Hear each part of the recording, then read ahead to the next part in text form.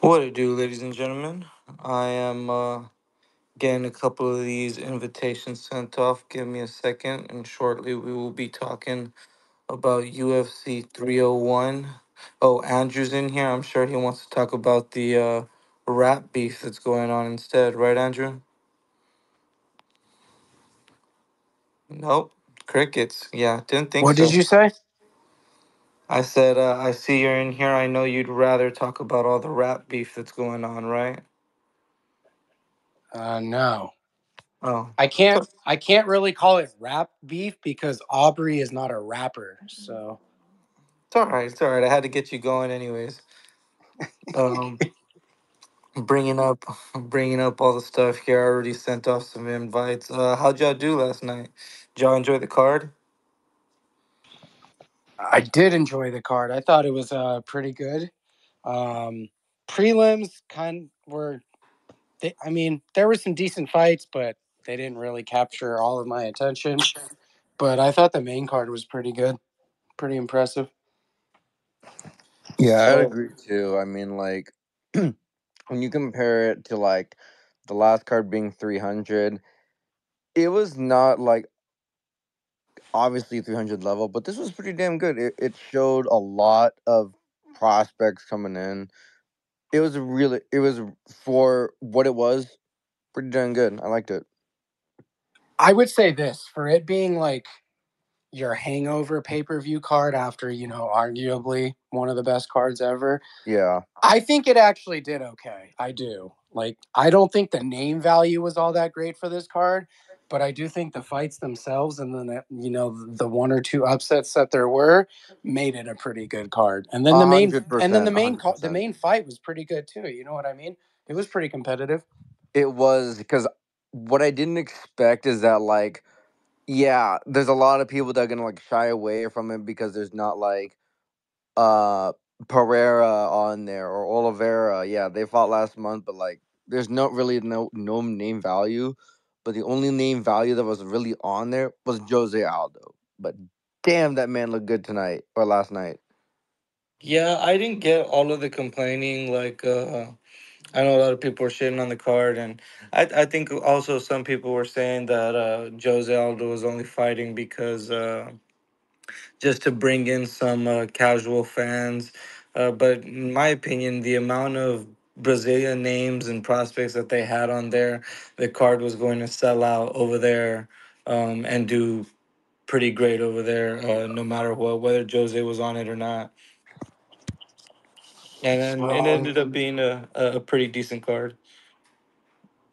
It was better than what was the March card 299. I can't remember that one, but it's I wouldn't say it's better than the Elia Volg, but it's 100% better than the Sean Strickland and Drickus. 100. I would say that 100%. What's 299? Let me look that up. I 299 was O'Malley Cheeto.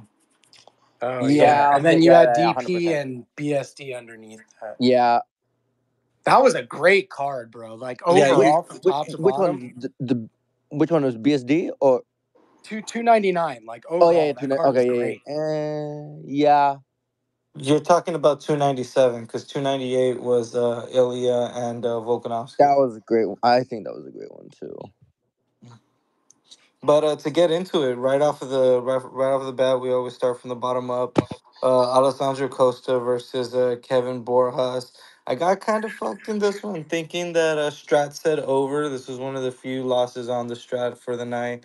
I went over. Fight goes the distance, and then I took a little bit on Borjas by decision, and that really kicked my ass, man. Alessandro Costa goes ahead and gets the knockout in round two.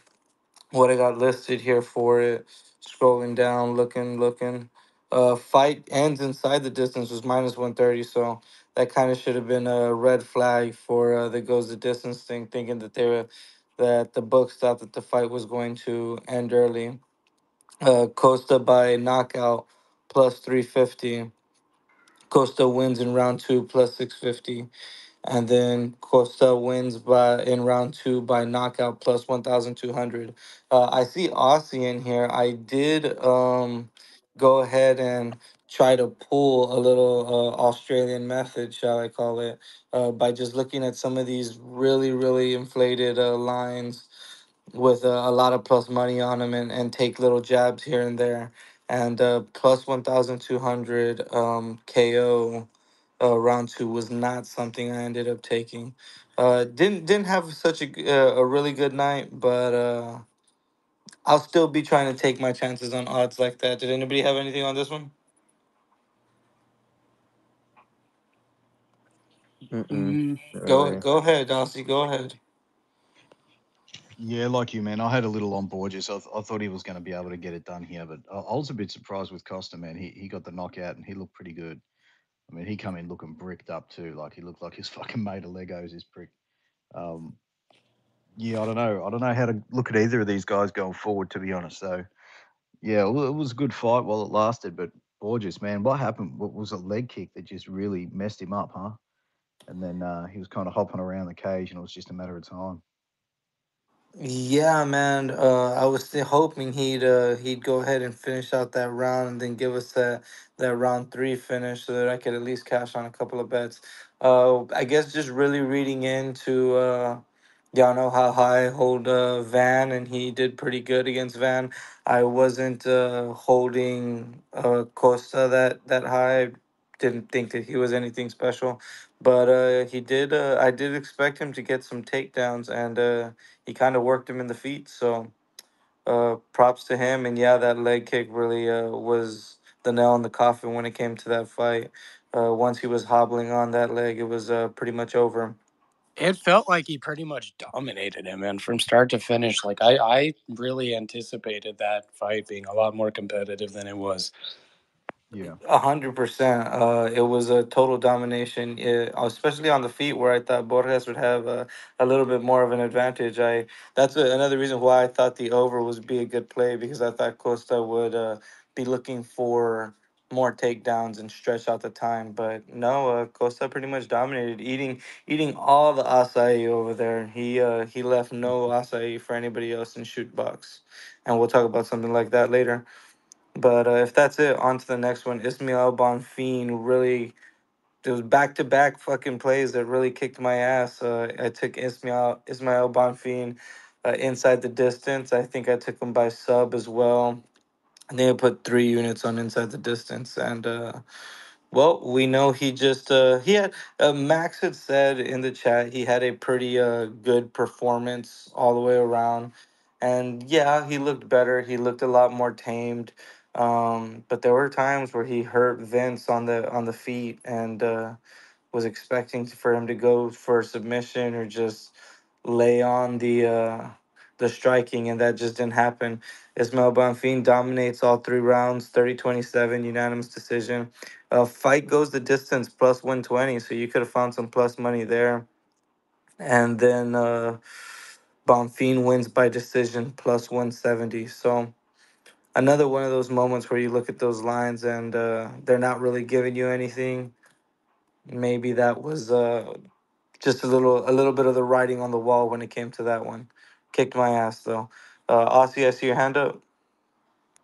Yeah, man, I really liked Bonfim in this fight. I think he was my favorite of the minus 500s or minus 600s on this card. Yeah, I got him last week just after the UFC ended last week. I got him minus 400 with another chalky bet on the same card, put him in a multi to get minus 200. But yeah, I mean, he looked good, but he definitely didn't look great. I mean, he should have finished Vince Pichel. Um, he's not some immortal fighter, Pichel. He kind of hurt him a few times and never did anything great. Like this guy Bonfim, I don't know, man. How do you bet on this guy moving forward, especially if he's going to be a big big favorite like this, and he's not going to get a finish? Like, do you really want to give someone 15 minutes to pull off an upset? I don't. So this is probably the last time I'm going to bet this guy until he can really prove something to me. To be honest. I mean, this I agree with you wholeheartedly, Ozzy. I think this fight just kind of showed who both fighters are at this point, and they kind of both are who we thought they were. Vince is 42. He showed some toughness, but yeah, he clearly got dominated for 3 rounds by a guy who we've already known just isn't all that great. You know what I mean? He came in, made a little bit of noise against Terrence McKinney, but then he gets starched and doesn't have any, urgency against Pichel to get the finish. So it's like he did enough to get the win. Don't get me wrong, but I guess what I'm trying to say is we kind of know Bonfim's ceiling, and it's not very high. And then Pichel is, if he does fight again, that's the fight he's gonna get. He's gonna get another young vet trying to make a name off of him. Yeah, I think that's the biggest issue here is that we're having. Fuck, I can't really think about the fighter that I think a lot of people go to where Bonfim seemed to have a little more success in the wildness of just going for it, getting that finish early, and going for the kill. And he won this fight handedly. He looked good while doing it, but I think Aussie said it perfectly. I don't want you to go out there and fight safe because against a way better fighter and younger fighter, you're gonna give them every opportunity to win the fight. So it sucked to see. But if that's it for this one, like I said, I don't want to be talking about these first two. They kicked my ass. Next to Dione Barbosa versus Arnesta Karek. Andrew, Andrew, you got one on this name? Karakati? So here's the thing: on Tuesday, I wasn't sure, and then I was gonna figure it out yesterday. But because I had my daughter yesterday, I didn't hear the announcement on this one, so I actually am not sure. Yeah, Karakati. We'll just go with Ernesta. Downey Barbosa catches at a minus 226. You weren't going to really find any good odds when it came to this one. Over 2.5 rounds, minus 205. Looking for Barbosa wins by decision plus 140. So at least you got a little bit of plus money on that one. But for the most part, it was just the usual. Fight goes the distance minus 160. We got a women's fight that went ahead and hit the over like we always plan on touching it for parlays and whatnot, straight bets. I had it on a parlay. I had it on two parlays, both of them that would crash at the end of the night by a real piece of shit asshole that really ruined my night. But we'll get there. Yeah. When it comes to this fight, Downey Barbosa, one thing I really dislike is a grappler who grapples hard, and gasses after the first round. I didn't like what I saw from her, man. Ernesta she looked pretty good. It kind of looked like she stole rounds 2 and 3, man. So I know there was a couple of people that took that Ernesta by decision bet and in our chat, and well, sucks for them that it went with the hometown hero there with Dione. Aussie, you got your hand up? Yeah, this was one I think kicked most people in the ass. I think most people were on either Barbosa, Saab, or Ernesta KO late. I was on both. I had a bit of Barbosa KO, even that was an insane number, 30 to 1. Had some Ernesta KO 2-3, and it just once you've done that and you look at your tickets, you know this motherfucker's going the distance. Like you just know, this is a girls' fight. Why are we making these stupid bets? Just take the chalk and just bet the fight goes the distance. And yeah, just one of those things you like. Just geez, as soon as you make those bets, like you've got all the inside the distance covered, and you're like, man, why did I just throw all this fucking money away chasing these long odds when you know it's going the distance? So yeah, unfortunately they got me again. They'll probably get me another time. They'll probably get me on this week's card, but they just keep coming these betting these girls in low level MMA inside the distance, man. It's just long term. You're just gonna just bet the over. Man, Ozzy's a regular in our spaces when he's saying this beautiful shit. I fucking love it. Absolutely love it, bro. You know, Aussie's a regular in our spaces when he's got me betting on fucking ridiculous odds. So, Aussie, I was right there with you, bro. I looked at it and I said, man, Downie's going to get takedowns. She's going to have ground control. There is definitely going to be opportunity for her to flatten her out and get the KO. And you know what? I'm just going to put a little bit on it. Who gives a damn? Look at these odds. I took Barbosa KO plus 1,200. Round one was plus 2,500. Round two was plus 2,800. And round three was plus 3,300. And I said, who cares? Let's put $5 on each of them. Who gives a damn? And yeah, all those fucking, all them juicy odds just for them to give me the decision. And yeah, I guess we cashed the parlay, right? Or we hit the over on the parlay. I'll still be taking those tiny ass shots, man. But that one really bit me in the ass again. Once again, don't want to talk about these early fights much. Trace, you picked up a mic. You want to say something about these first three? Oh no, I was just gonna give credit where credit's due. That Ozzy's king of finding those wacky ass lines on those weird books, man. Yeah, I know. I got the damn KO at plus 1,200. This guy said it was 30 to 1 on his. That's ridiculous. Yeah, that was just straight KO too. Yeah, that was bet Oof. 365. Yeah, but if it doesn't hit, it doesn't matter, right? Yeah, right. It's just a donation. On to the next one. Jamie Malarkey, Marcio Rufi. So I had Rufi on a parlay. It's kind of like skeptical because if y'all know me, I love me some Francisco Prado, and the kid hits hard as a fucking truck. And Malarkey had a really good game plan against Prado to stay away, find some wrestling when he could. And Malarkey had to be hurt or something because he just did absolutely nothing against this Roofy guy.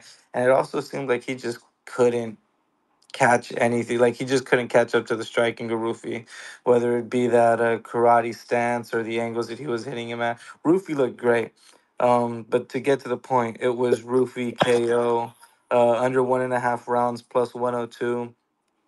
Fight ends inside the distance minus 260. Rufy wins inside the distance minus 115. Rufy by KO minus 140. Uh, Rufy round one plus 175, and then Rufy round one KO plus 210.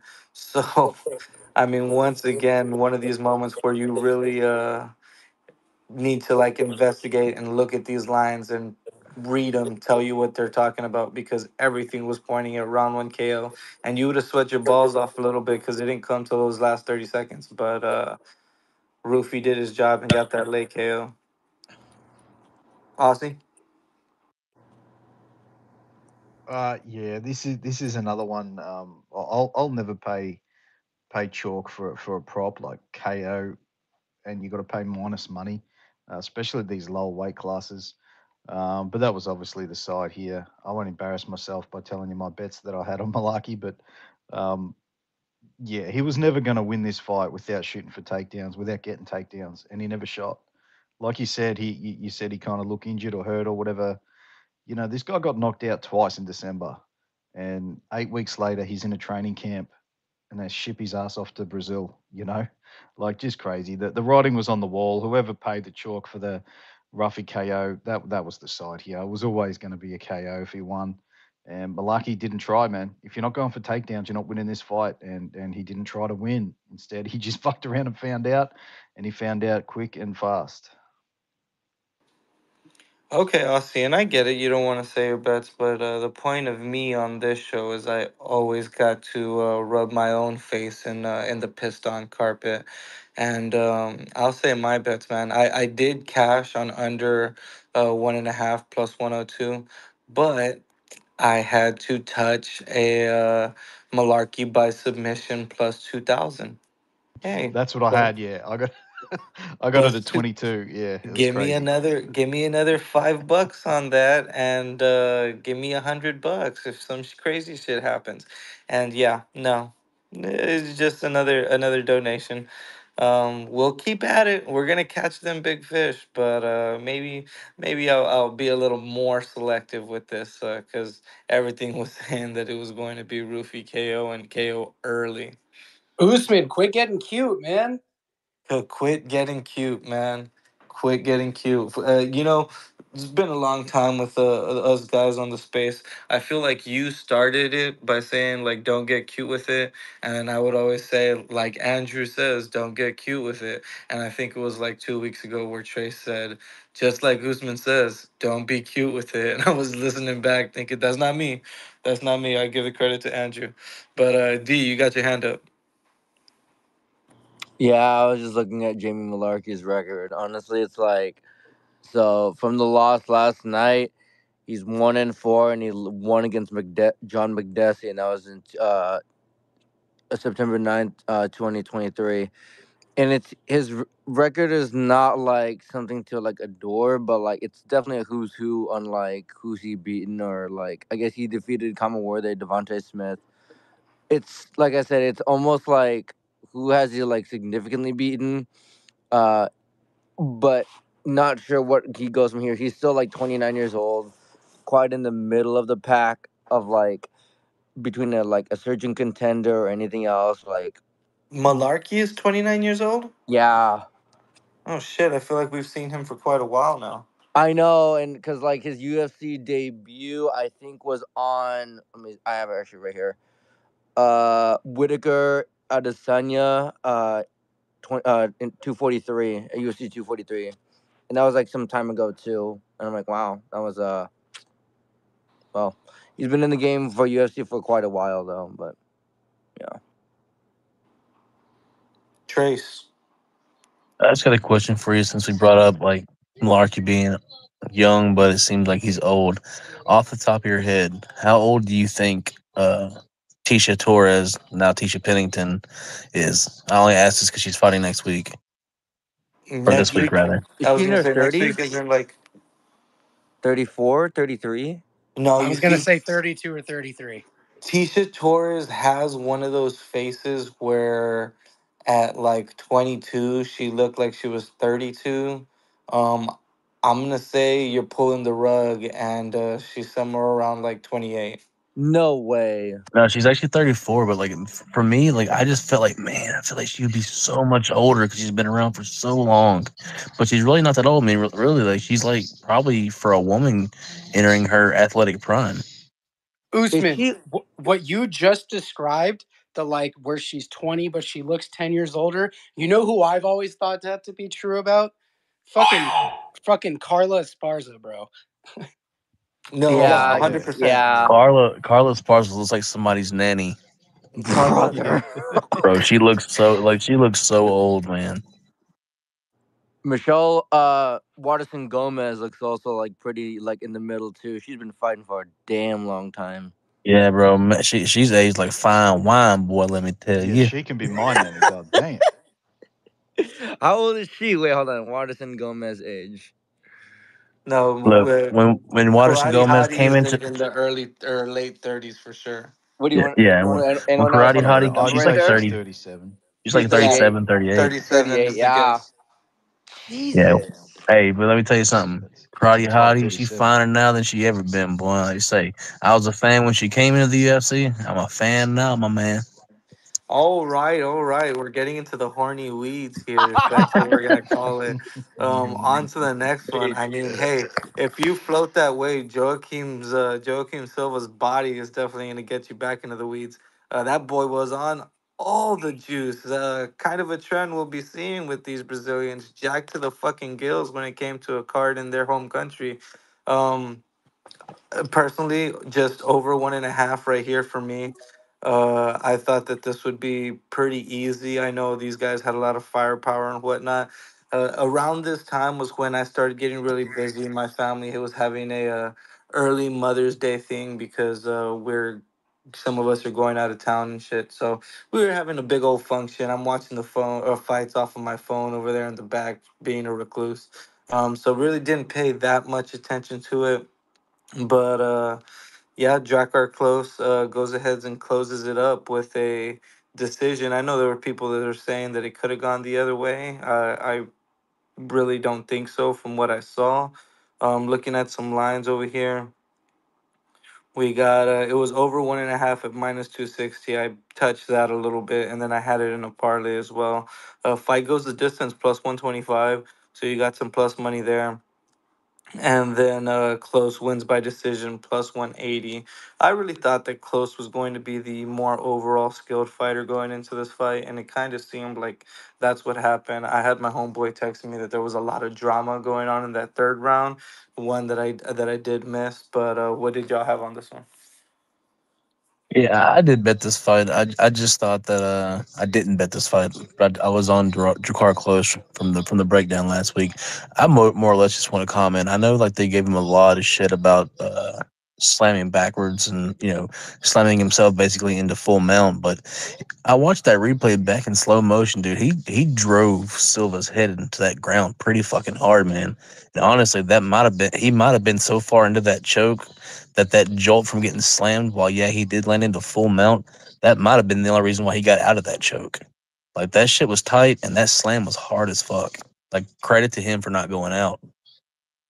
So I didn't see it live, but yes, watching back on that replay, uh, looked kind of stupid. But it's one of those things so crazy it might just work. Give me Eddie. Quick question, and I hate to go back on the topic, but I legit was just hopping on the space. Does someone say that Carlos Esparza is one of those like looks like she's 12? No, I No, said she no, looked no, like no. somebody's nanny. Like she looks old as hell. Oh, okay, Yeah, thank. because Okay. I was confused. yeah, I thought one of y'all called her young looking, and I was like, y'all tripping, bro. She looks like no, my the grandma. opposite. She looks like my grandma. No lie, dude. But so My Yo, abuela. Usman was talking about Tisha saying that like when she was 20 she looked 10 years older, and I was like, oh, the one person who reminds me of that is Carla because she's always looked Oh. older. Gotcha. Okay, that makes sense. All right. And Under Car Close, I'm with you guys on that. And the slam, while live it looks stupid, he really had no other choice right there. That shit was tight as hell. So, not no other choice, but I mean, if you think about it, you're getting the shit choked out of you. You're probably panicking, trying to figure out what the fuck to do. He slammed him hard as hell because I think he was trying to knock him out. But I think that was I forget who said it on here, but I think it was that got him just loose enough to get out of there. Yeah, And to be I mean, fair, to be yeah. fair, most people probably would have drove forward, like drove him like just a slam into the ground. And Right. we've seen people get knocked out doing that multiple times. So yeah, the back slam, dude, that shit was brutal. Yeah, that was nasty. Anyway, sorry, I just wanted to hop on here and say what's up to everybody. But I got to run. I got to prepare for the week. But y'all boys have fun. I hate missing the rest of it. But you guys are dope. You guys have a good night. you can listen back on YouTube, brother. Appreciate you for Oh, coming out. damn right. I will do that, man. All right, you boys have a good one. Aussie, hit me. Yeah, I won't touch on the slam. It was awesome.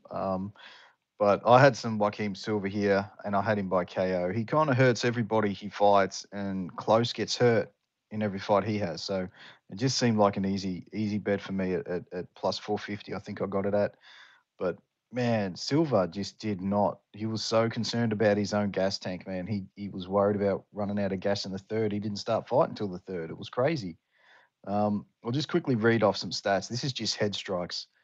Uh, he landed 6 in the first round, 3 in the second round, man.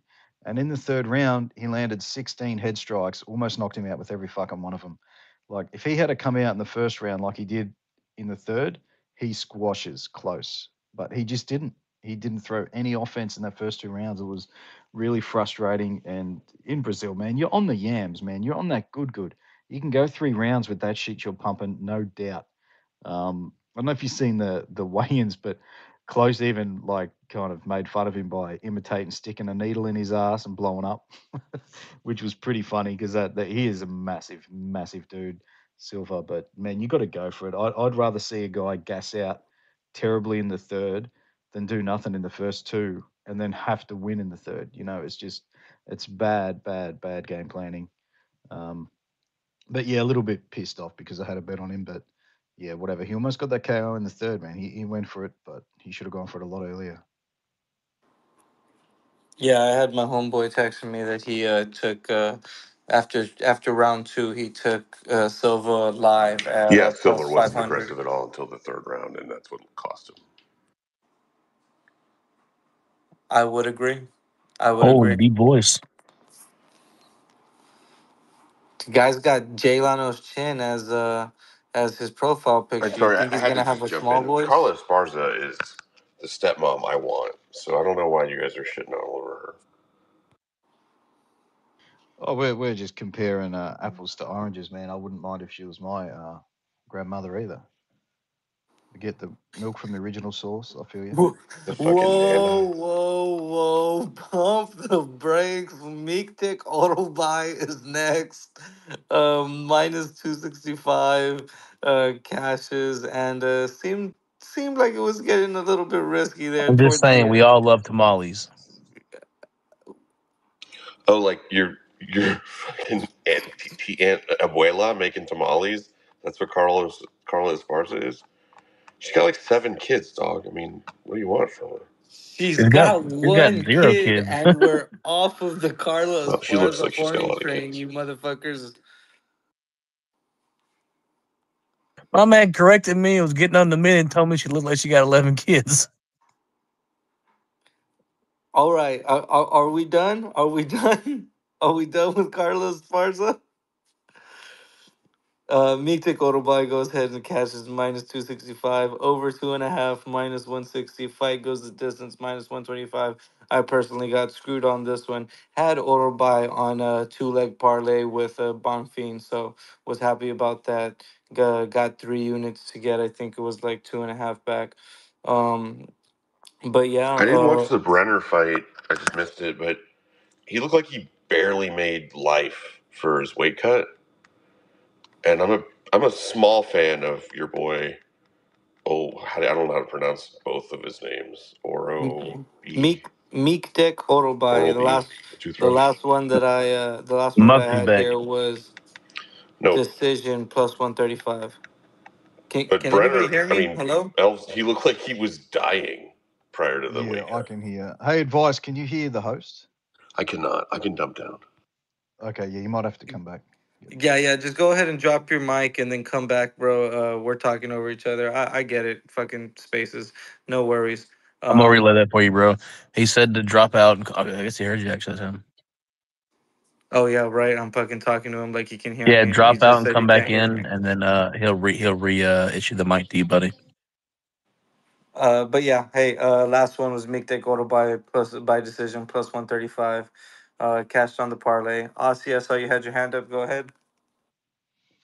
Yeah, man, this was my get back on track spot. I really the only bet I'd once before this was the Joaquin. No, sorry, what was it? The Bonfim at minus 400. Yeah, I had a big bet on Orobai. I had 5 units on him at his money line price. Glad I was so close to betting a little bit less, but just betting his inside the distance. I'm glad I didn't do that. Brenner, I had a tiny bet on him by KO just because I thought that's a good hedge at that 13 to 1 is a good hedge against that minus 220. Um, but Brenner, man, he came back in that third round after looking like he was on death's door, and he fought for your money, man. That's one thing about this kid. He's going to come back and fight for your money, and that's a really good attribute to have when you're a young upcoming fighter. If you can last against some guys and then come back and really go for it, man, I'm going to like this guy going forward, Brenner. Brenner round 3 is going to be a bet going forward for me. Orabai, I wasn't impressed as I thought I was going to be, man. I thought he was going to be a massive problem. I mean, I know he had to go to Brazil and all that, which is fair enough. It's tough for him flying over there or whatever. And make no mistake about it, he is good. He just needs to work on holding that top position. You don't want to have to be shooting 17 takedowns in a 15-minute fight. That's going to gas everybody out. There's only one Marab. I think Orabai, he's definitely one to watch, but I think they're going to slow roll him a little bit just after watching that fight. I think they're probably were looking forward to putting him in the deep end quick, but I think they're probably going to look to slow roll him a little bit just based off his performance here. Not that it was bad. I mean, he clearly won. Lost a point. I'm not sure why he lost a point for that fence grab. It didn't stop the takedown or something in any way, but yeah, still easy, clear win for him. We're probably not going to see him at minus 220 again. He's probably going to be minus 300, minus 400 going forward. But yeah, Brenner round 3 going forward is going to be better for me for sure. Pass it off to Trace. I mean, we could see a classic overcorrection on Muktabek after this fight, man. Like It could just be very well that Elvis Brenner is that good. He's just a dog. He's hard to get out of there. He's tough. I mean, honestly, I think a 25-minute fight with Muktabek or with Elvis would be hell for most people, man. Like, he's not going away in that third round. He thrives in the third round. Uh, so I'm assuming he could carry it on for at least another round or two. And I mean, that's a high pace that he fights at whenever he's able to come forward. Yeah, I think he's gonna be fun. But also, like I said, I think this could be a fight where after this, his next fight, it could be a good spot for us to jump on him at a cheap price because of how he struggled and he kind of looked like he had problems with his cardio. But he was hurting Brenner on the feet, man. His striking looked good when he was throwing it. Like honestly, if he just stayed striking, he probably could have got Brenner out of there. I mean, dude clearly got power. I mean, he got some power in his punches. He's got nasty ground and pound when he's on top. He's just he concedes positions a little too quickly. Whenever the things are going bad for him, it looks like he's pretty quick to give up. But yeah, it's gonna be one of the things where if he's able to keep his game going, he's gonna be a problem. But if you're able to fight him back and give him issues back, he might quit.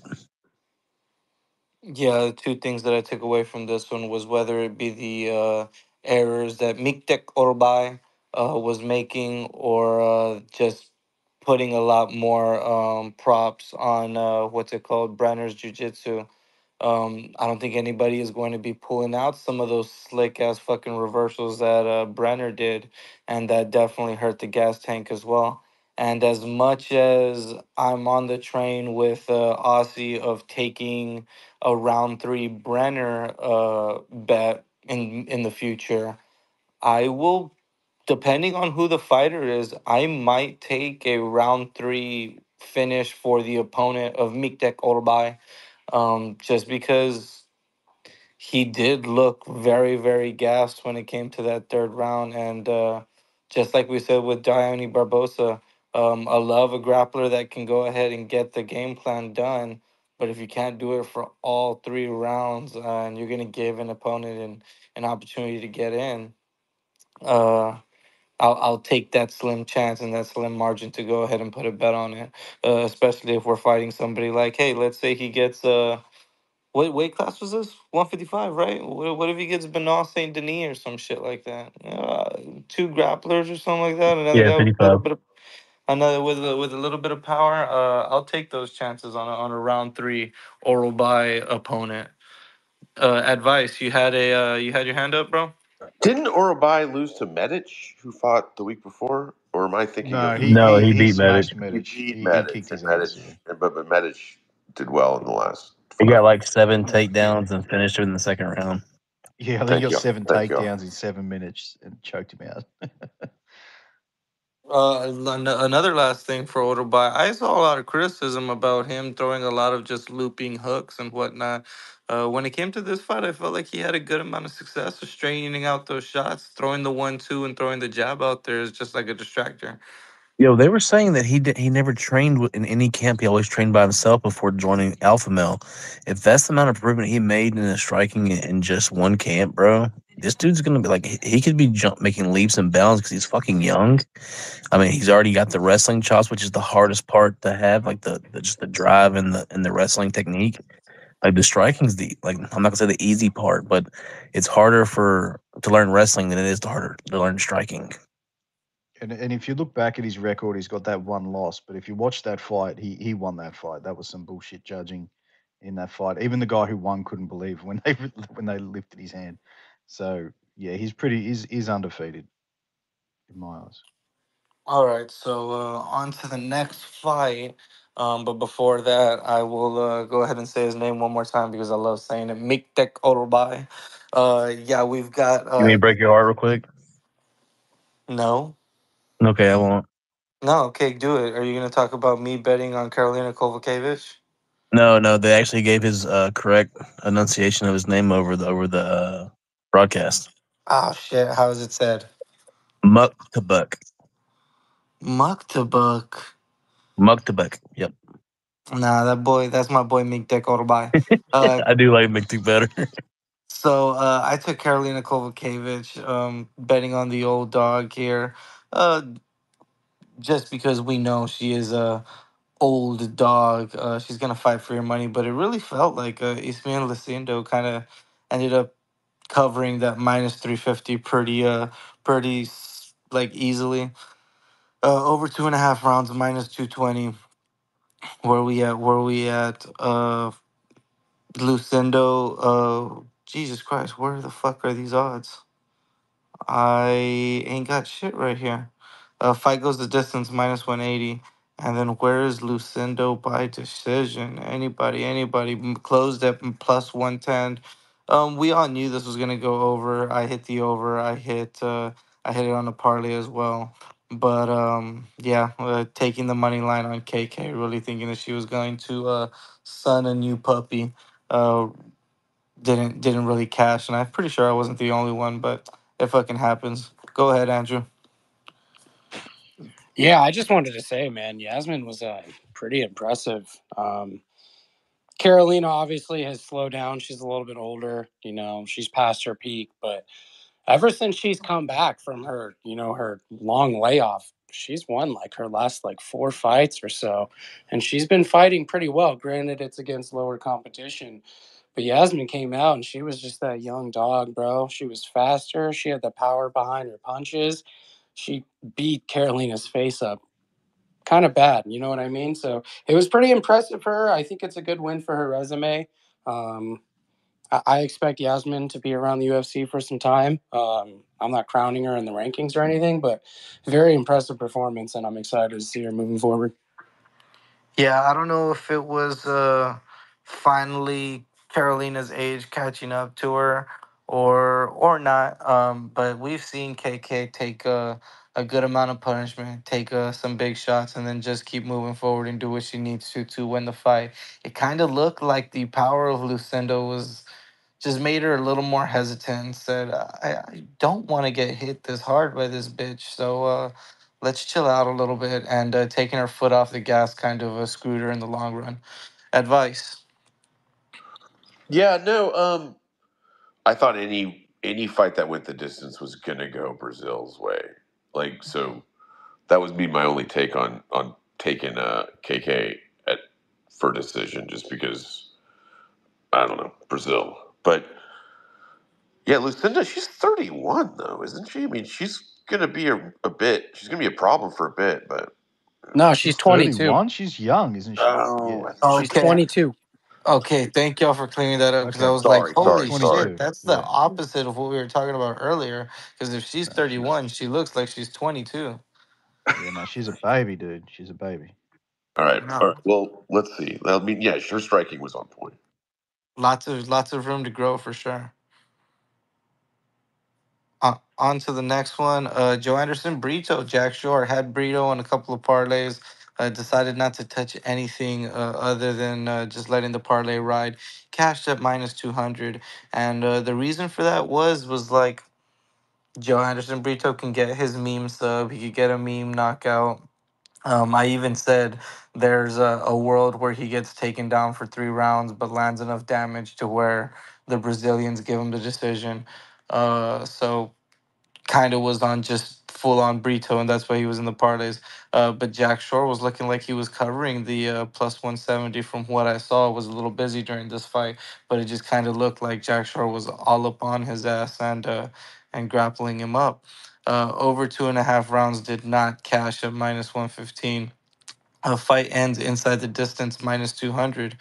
Kind of a big flag there to let you know that they weren't expecting this to go the full 3 rounds, and that was going to lead to always a Brito wins inside the distance plus 105.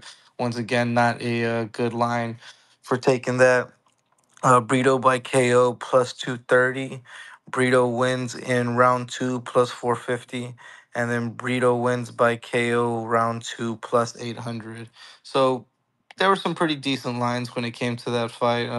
Some good uh, areas to cash. Leg kick to the shin, checked, fucking ginormous hole in his shit.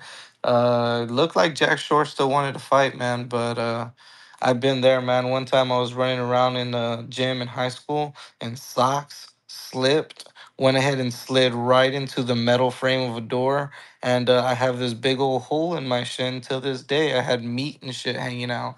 Yeah, Jack Shore. Fucking, I get why they stopped it. That was a hell of a lot of blood. Aussie. Yeah, well, unlike you, Jack sure as shit wasn't crying his fucking eyes out. Um, I think this was a good matchup for Burrito here in Brazil.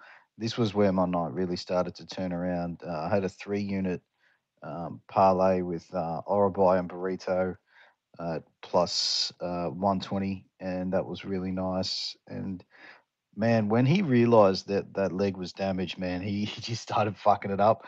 Burrito's a madman. He even when he was in the clinch, he started punching the fucking leg. Like no one would do no damage, but just he knew it would fucking hurt him. And yeah, I like that out of my fighters. Yeah, he was a bit shocked too, man, that the fight stopped. But the doctor was really playing with that leg, man. He must have felt something shift. I don't know if he was just feeling bone fragments or if something was broken. I haven't gone back to look at what happened, but maybe it was broken. I'm not sure. But Jack Shaw looked like he was just nowhere near strong enough to be in this fight. I don't know why he moved up. He wasn't strong at 135. Now he's moved up to 45, and he's going to be fighting guys strong as Burrito here. Like every time he clinched with Burrito, Burrito just threw him against the cage like it was his little brother. Like he was just never in any danger in the clinch at all. So yeah, I don't really know what Jack Shaw's game plan was, but I mean Burrito just did exactly what he had to do. Took very little damage. He can probably have a quick turnaround, Burrito, after this. So yeah, excited for his next fight. Not really excited to see Jack Shaw, really, to be honest. Probably going to be a fade going forward. So Off first to off, Chris. Aussie. So first off, Aussie. I was 12. I was not crying. And because of your accent, it sounds like you're calling him burrito. So I'm gonna go ahead and take your mic for being a racist. Advice, go ahead. Did you guys? I mean, the blood on the last kick. Did you think that there was any like toenail type shenanigans? It just looked way too bloody. From the replay that I saw, it looked like it was just straight up shin to shin that caused that thing to just to fully open up. But Oh, like it was a hematoma, and he just popped that gross shit. I mean, sometimes just when you get that bone, that's why those elbows will cut you. When you get bone on bone, Yeah, uh, that thin skin there's just nothing fucking to go. Yeah. ruptures. All right, seems like Sorry, that's what's the correct pronunciation there? What am I getting wrong? no, no. You're saying I Steve understand. Burrito. You just got to I say under Steve beforehand. yeah, yeah. I understand you're trying to say burrito, but that's why I said with your accent, it sounds like you're saying burrito. And you Oh, know okay. what? And you know what, Aussie? We're not cutting it with that racist stuff. Only Andrew Yeah, gets to say stuff like that. yeah. No worries. I'll try to work on that last name. So on to the main card. Kyle Bahalo versus Paul Craig. Man, this is one that I have to go back and watch. I mean, I'm gonna have to go back and watch the whole main card. I took over 1.5 on a parlay that was going to cash because the next leg was going to be Michelle Pereira. I always come here and try to teach y'all, or not teach y'all, but like we try to learn lessons from our bettings and what went wrong. And this is just another one that I'm gonna have to bite the bullet on and just take learn my lesson. We cashed on a 2 leg on Bonfim and Miktek Orolbai. Yeah, let's not do these fucking 6 legs, man, because we're always gonna get our ass whooped on one of these damn legs, especially if it's the fifth out of the six and the six cashes. Over 2.5 misses by 20 seconds.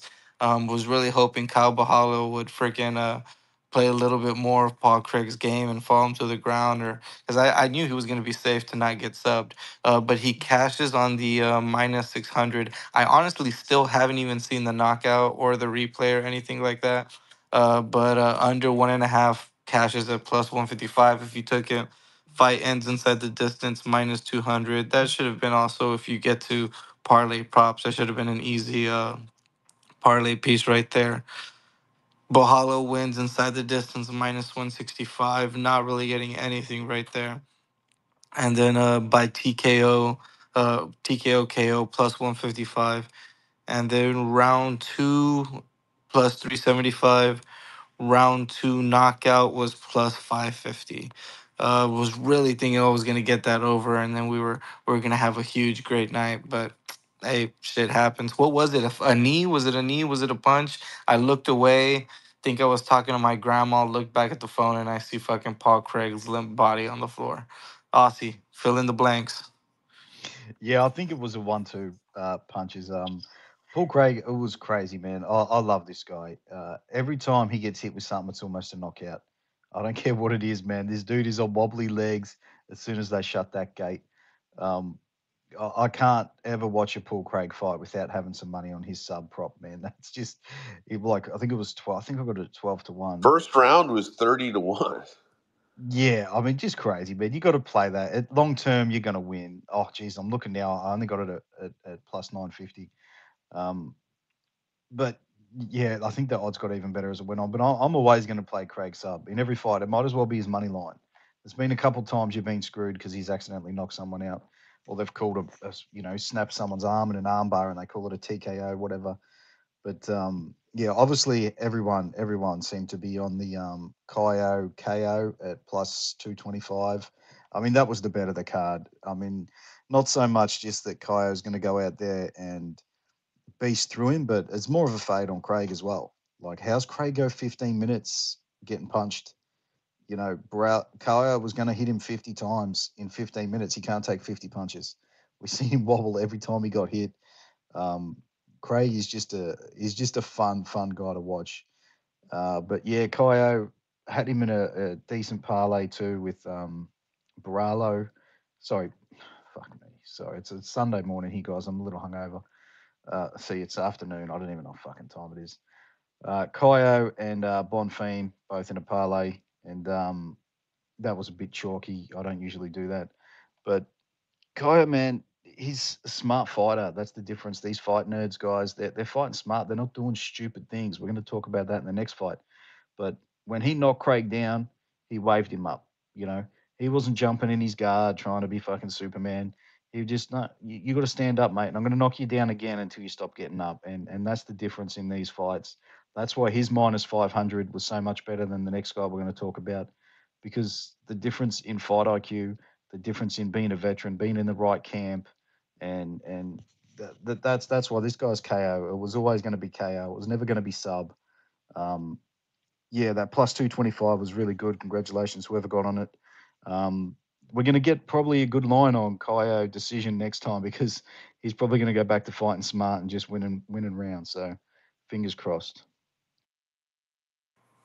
Hey, Oh, Usman, I'm about to get out of here, brother. Great show, man. I'm gonna catch the rest of it on the replay on the YouTube. Probably tomorrow morning. CapMMA.com, guys. Thanks for coming out. Talk to y'all later, guys. Good luck, Usman. always appreciate you coming by, man, whenever you can. But no, yeah, honestly, I definitely thought that this was gonna be one of those parlay busters for all those props on people going with the KO or sub. And Kyle was just going to just keep beating his ass and letting him get back up and beating his ass and letting him get back up. And we were going to see like a 30-26 decision or some shit. Cause Kyle, I do think the guy is very smart, and I really thought he was just going to take his time, and I thought that's why that over 1.5 was going to cash. Andrew, go ahead. Yeah, you're gonna have to go back and watch this. For Paul Craig, it's a typical Paul Craig fight. He's fucking ass scooting, trying to do that Ryan Hall approach, just being super desperate and trying everything to get him to the ground. And then, like Ozzy said, he was too smart and said, fuck that. If you watch Kyle a lot, he doesn't have the greatest striking, especially when he faces, like really good strikers. But he does have like a general knowledge for it. And Paul Craig obviously isn't the smartest with striking, especially his defensive striking. It's god awful. I liked Kyle using the jab all night. He used the jab to set up his punches, and then if you saw the left hook, that's the one that put him out. It hit him right on the fucking button, dude. That shit was so pretty. But what I really wanted to say is Paul Craig, honestly, he's like a meme fighter to me. You know what I mean?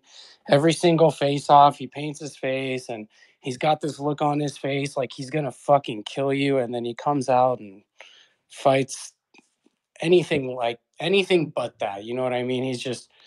He talks like Tarzan and plays like Jane, in my opinion. He's getting to the point where if he faces anybody who has any kind of like competent striking, it's just a bad matchup and he's getting hurt. Even when he dropped weight classes, it's still the same thing.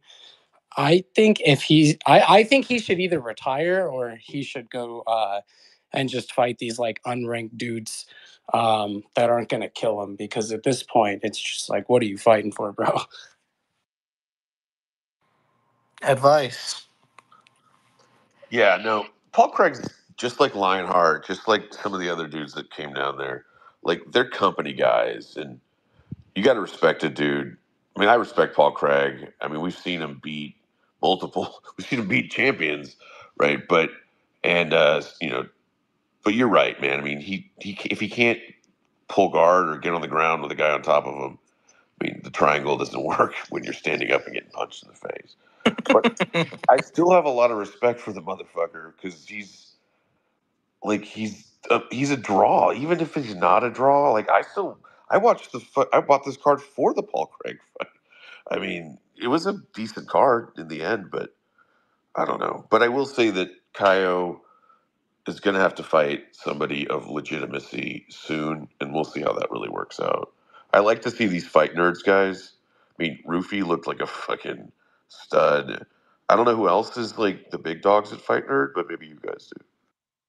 We were supposed to see Gene Silva also be a part of the fight nerd, but we all know what happened with Gomes. Why trust Brazilian ice cubes? What are you thinking, man? Jesus Christ. Before I let Aussie close this one out, question, was Paul Craig like flatline KO, or was it just like a He was knockout out kind for a of? bit. Yeah, Oh, he was asleep. he got two pieced, I think, if I remember correctly. All right, Aussie, close it off. Yeah, he was concussed. Two quick things I wanted to mention just on this fight. The first thing, Borallo coming out with his face painted was a gangster move against Craig, who always does that. And the second thing, watched an interview with Paul Craig saying he's so ready for this fight. He's got a great game plan. He can't wait to show everybody. My man comes out, tries to pull guard like he does in every fucking fight, and gets his knock blocked off. Yeah, it was pure comedy. The only fight to make is you do Craig Smith next. They've both fought at 85, both fought at 205. Just put these guys in there last fight and see how we go. At the O2, Winner stays. Loser Manchester. stays home. Manchester. Give my boy an easy win, please. Please schedule that shit. I don't want to talk about Give it him to me, more than baby. we have to, and we'll get there. So shut the hell up, Andrew.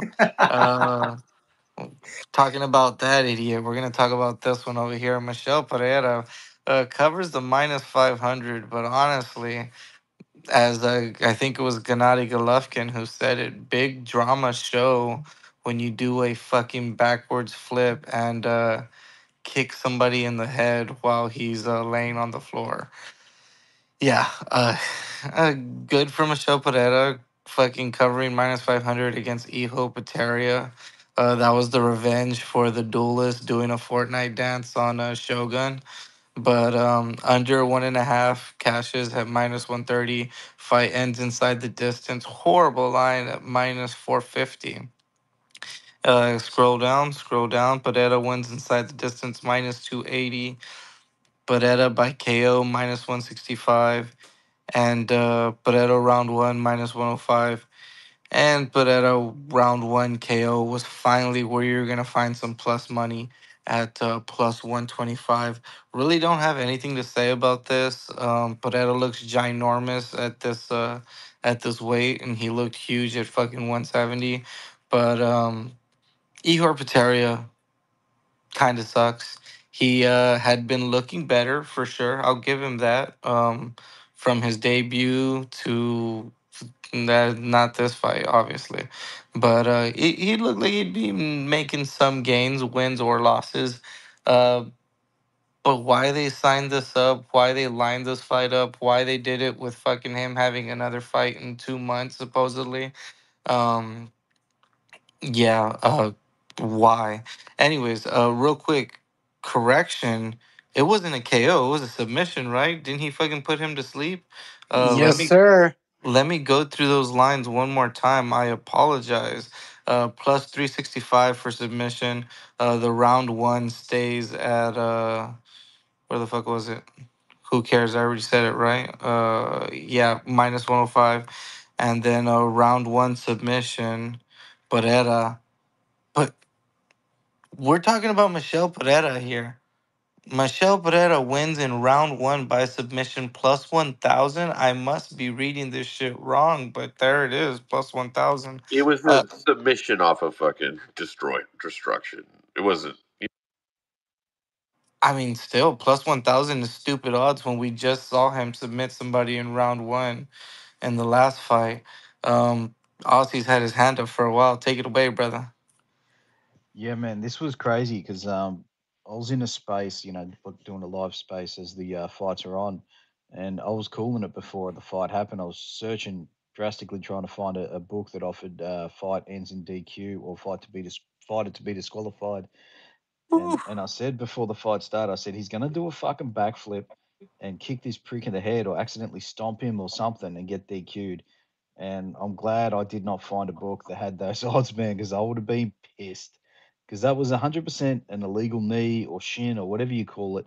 You can't jump up in the Shin air to head. and kick someone It in the wasn't fucking the head. head. It was like shoulder head. It No, still no. hit his head, man. The Come knee, on. the knee hit his shoulder. The shin was straight up fucking stomped his head. Yeah, you can't do that. I don't care if you're in north south position or fucking jumping backwards in the air. You can't do that shit. And That I was some also had crazy shit, though. uh, it was insane. It was insane. But I did have Pereira to win. I thought I had him by sub, but I actually had him by sub or decision. So the odds weren't as great as what I thought they were when I was checking the sports book. But um, man, that guillotine was tight, man. That high elbow was beautiful. That technique he has is really good. And with those arms and that athleticism, man, this dude's got a squeeze like no other. And he just fucking dropped him like bloody Jones did Machida back in the day.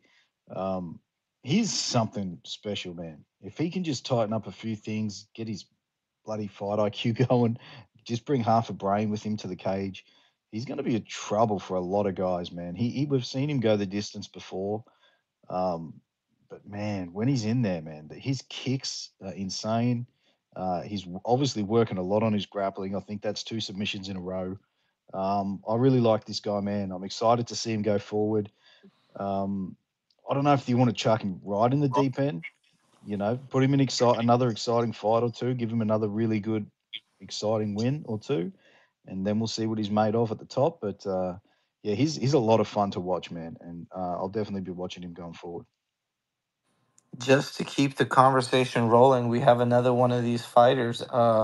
I think he's only like 28 years old, but he looks like he's 37. Um, Dude's got a lot of opportunity to grow as well, man. He's gonna be here for quite a while. I'll just say that I don't want him to fight another Ehor.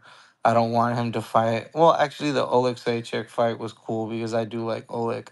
But let's give him 15. I don't know who the rankings are right here. I can pull them up in just a second if you'd give me. Oh, check it out. Already loaded on the 185ers. Badass. Yeah, give him Chris Curtis. Give him Chris Curtis. That sounds like a fucking bomb fight right there. Let's see if he He'll be can do this. huge next to Curtis too, man. He's a tall kid. He's a big guy. So yeah, that's probably a good fight. Yeah, that's number 15. Unless we want to give him Paul Craig at number 13, they're not gonna let him fight Kyle Put Bahalo at Craig in, dude. 14. Put Craig in, dude. That's gonna be fucked. I thought you said you were a Paul Craig fan, bro. I'll still have Paul Craig sub in that, but yeah, he's still gonna get knocked out. Yeah, put Paul Craig in with him, man. Why not? I'd like to see Chris Curtis because I'd like to see exactly where his skills are gonna be. Like, you shouldn't be able to do this dumbass shit against Chris Curtis, and But if you Chris can, Curtis, we all want Chris Curtis to lose, right? I mean, we uh, agree. All but one person with a mic, and here he comes. Mm-hmm. What were you saying? I know, Andrew, like the back of my No, hand. Sean Strickland's sparring partner should be 15 in middleweight, in my opinion. But yeah, I mean, I want to see him get tested next. What no matter who it is, everybody's actually kind of booked up unless you want to give him a big jump and have him face Jack Hermanson at number 10. I Um, do like that matchmaking though, Usman. I actually do think like stylistically it would be a good fight. And then exactly what you said, like he's not going to get away with that stupid shit, but he still has the skill to beat him potentially. So yeah, I think that'd be a fun one, man. I think we underestimate Joker like way too much. Like he's at a place for a reason, but I do think. But Pereira's only fought like one guy at middleweight, right? no, two now. Two now. Olaf Okay, Sochik, yeah, or since Wonder Oleksiejczuk. Boy. Okay. But yeah, I mean, another one that I'll have to go back and revisit. On to the next one. Oh, good golly, Miss Dolly. I thought I was making bank, man. I thought I was telling my wife to break out the red panties right in front of my grandma. Here we go into the Vitor Petrino fight with Anthony Smith. Vitor Petrino minus 400. I'm thinking we're home free. I got a six leg that's cashing. Oh, and on top of that, I have another six leg that needs Jose Aldo next. And I already am taking his money line because I think that's free fucking money, baby. We're cashing two six legs. Fucking take the kids to bed. We're going to make some love tonight. Yeah, no, Vitor Petrino really fucking shit in my bed, and there was no love making. Um, didn't really get to watch the fight because, family situations, but under 1.5 rounds cashes at plus 195. Fight goes the distance or ends inside the distance minus 190. Scroll down. Smith inside the distance. This is one of those where I haven't even started looking at them, but I assume you should have probably taken a stab at these fucking ridiculous lines. Smith wins inside the distance plus 600. Scroll down. Smith wins by decision. I'm pretty sure it was decision, right? Somebody with the mic, let me know. No, it was I he mean, choked him out, dude. It was submission. I meant to say Sub. submission. My bad. Yeah, Smith wins by submission. Plus 1,000. Look at that. Look at them odds. Smith wins in round one. Plus 1,200. And then Smith wins in round one by submission plus 2,500. So motherfucker, with me going in with two six leg parlays, yeah, I could have used a little hedging opportunity on these ridiculous ass lines, but I didn't. So fuck me, right? I just another donation. Ozzy, take it away. I don't want to be talking about this no more. Man, I'll tell you, I could talk about this all day because I had Anthony Smith by sub. I don't know those where you're reading those lines, man. I got crazy odds. I got 16 to 1. I got 15 to 1, and I even seen a 17 to 1 out there, but I didn't get it because I already had enough money on it. Smith's had so many submissions, and there's just no way he beats Petrino in a decision. It's just not happening. There's no way he beats him. He knocks him out. If this fight is 15 minutes on the feet, I mean, Anthony Smith cannot last. So I called it out on our show, UF Combat. Um, I put it on the YouTube video. I said it in a bunch of spaces. You have to take Smith at 16 to 1 here. That's if his money line was 16 to 1, everyone would have jumped on it. But his only path to victory was a submission, which is 16 to 1. So that's pretty much his money line anyway. Um, yeah, I love the Smith sub here. I loved it so much. I had a full half unit on it at 16 to 1, which is, and I had it in a bloody round robin that cashed with really big odds. It was a really big day for me yesterday. 18 units. Um, that's just tracked. I had some round robins that came in. Everything with Smith. It was one of my biggest betting nights I've had in a long, long time with the UFC. And it all came down to Smith sub. I've hit Smith sub so many times. He's probably my most him Beardew and GM3 are probably my most profitable fighters of all time. all because of their sub props are just not capped correctly, man. There's so much value in these guys by sub, and a lot of the times it's their only path to victory in some of these fights. You got Vitor Petrino coming in. He had 10 fights or 11 fights. His first fights against guys who hadn't really fought anybody. So you're looking at a very inexperienced guy coming in with Smith, who's had 50 odd fights. Um, Petrino's given up his back to the pleasure man a couple times in that fight. You know, he's given up his back a bunch of times, and you can't do that against Smith. And then you have Smith rocked, you got him hurt on the feet, and you do the opposite that Caio Borrello did. You're going for a takedown on this man. You're giving him his only chance to victory by taking the fight to the mat. And that's what happened, man. That's the difference between these veterans and these young guys coming in these big spots. And Smith at plus 1600 was just, plus 1500 was just an auto bet for me. I'm glad I put half a unit on it. I was thinking about just putting quarter of a unit, but yeah, massive, massive, massive night for me. Biggest night I've had in a while. UFC the last 2 weeks has just been insane for me. So yeah, thank you, Anthony Smith.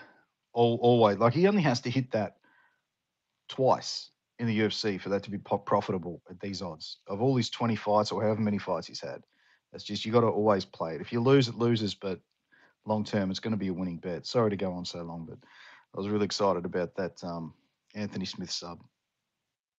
A Tale of Two Cities, The Prince and the Pauper, Parent Trap with Lindsay Lohan. Um, we kind of went into the story the same way, Aussie. We had a really shitty night early. And if fucking Petrino covers his minus 400, I end the night 22 units up. And I was already counting my money thinking like, is it, how much is this one? And how much is that one? Oh yes, baby. Petrino gonna do it. I lose, you win. Hey, good shit, good shit. And as soon as it fucking finished, like as soon as fucking Petrino tapped, I go, oh yeah, Anthony Smith does have like fucking 50 something fights, and doesn't he have like 20 something submissions? Fuck me, right? Like just completely fuck me. And just to answer the question, I get these odds from the Bet Online closing. So yeah, the biggest one was plus 2,500, Anthony Smith submission round one. But once again, that was closing. Assholes like you probably brought it down a hell of a lot because you cashed big on it. And you got it and then passed it to advice. Yeah, no, it was bananas. I mean, I thought if I just bet on every Brazilian, just a couple units, just money line, I'd be fine. But this would, if I had done that, this would have fucking made me negative. Yeah. Shit the bed. Kind of little bit of Andrew. I know. I assume you put your hand down because you stepped away, but this is your boy. This is 100% your boy. I'm giving you 5 seconds to pick up the mic, brother. If you're busy, it's all good. Going once, twice, three, four, 5 times. I didn't want to talk about this fucker anymore, anyways. Okay, fine. Advice. Go ahead. No, I'm just saying, Craig, Leinhardt, these are the dudes that are like, got like UFC guys. And like Leinhardt went down there to fucking lose and get slapped around. But yeah, I mean, everyone said it. You don't fuck around with a dude that's fought 50 fucking professional fights, you know? An all around MMA fighter. A Ninja Turtle looking motherfucker, you know? So another thing you don't fuck around with is the King of Rio in Rio de Janeiro. We got Jose Aldo at plus money. I got him at like I think plus 140. I was pretty happy about that. Just going into the fight, I just thought Jose Aldo is just a way more skilled fighter. He knows how to fight these kinds of fights. The dude knows how to check a leg kick. He knows how to throw a leg kick. He was gone for 2, 3 years, but in those years, he had about three boxing fights. We were already seeing him lean into the boxing before he retired from the UFC or stepped away, shall I say. And yeah, you think he doesn't know how to crowd the kicker? Um, it was Jose Aldo at plus money in Rio was just a fucking gift. And like I said, did a little bit of damage control because I was down early and lost them parlays. So I went ahead and put 2 units on Aldo and made up a little bit of money. Still ended up negative on the night, but hey, shit happens. Over 2.5 rounds, another easy parlay piece when it goes to minus 280. Never want to pay that much on a single play, but we'll put it on a parlay for sure. And then Aldo by decision plus 200. Not really much else to look into that. Probably should have hit the decision just because we were getting even sexier odds and we knew this was always going to go to the distance. But Jose Aldo made it look pretty easy against a prospect, which kind of sucks because when this fight got announced, I said it was only either. They were really trying to set this up as like, oh man, that leg kicking god from the old is about to get his leg kicked. And if we're talking about stories, they kind of want Aldo to go and get his legs beat up and then get leg kicked TKO'd. But no, sir. No, sir. Give me that Aldo money. We'll see if he resigns, though. Aussie. Yeah, this was a tricky one going in because Aldo is in Brazil. He's probably his last fight. He's in Rio, the king of Rio, whatever.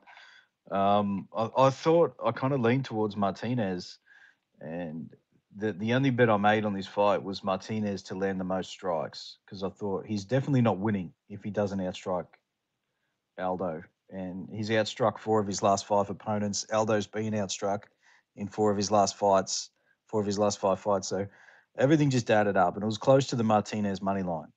So I thought even if he loses, it's a split decision or a bullshit decision, or even if he gets knocked out, hopefully he lands the most strikes first. But I couldn't have been more wrong, man. Aldo just came out and he looked rejuvenated, man. He's back on that good shit, man. He looked like he's 30 years old and he looked top of his game, man. He looked good. He hadn't missed a beat. Um, Martinez could never get his leg kick game going. I thought he was going to be able to do that against Aldo, especially being a southpaw, giving him that opposite look that he's used to. But he just couldn't get nothing going, and Aldo just fucking looked like a king out there, man. He really did. I couldn't be happier for the guy. Um, I'm assuming he moves over to boxing from here. If he does stay in the UFC, I'm happy to keep watching him, man. Honestly, I'm happy to keep watching him. He's still really, really good. And not that Martinez is a champion level fighter or anything, but he Aldo looked like he was that night. He looked really good. Unfortunately, he had him hurt really bad, and Aldo dove in for a takedown. I think it was just because it was free money. He was already up 2 rounds. He thought, I'll just take this guy down and just hold it out. But he could have got the knockout there in the third. I know a bunch of people were on Aldo knockout and they were a bit pissed that he didn't go for it. But he could have knocked this kid out, man. I think in that third round. And yeah, well, props to him, man. What a great send off if this is his last fight. Great send off in Rio, beating a guy as an underdog. And yeah, what a career this guy's had. If this is the last time we see him, and that's it for me. Advice. Yeah, I mean, I put all of except for the first two fights. I did Costa and I can't remember the chick or whoever won the second fight, the Brazilian. But um, I put all my money on Aldo by decision. I figured if this was going to decision in Brazil, it was.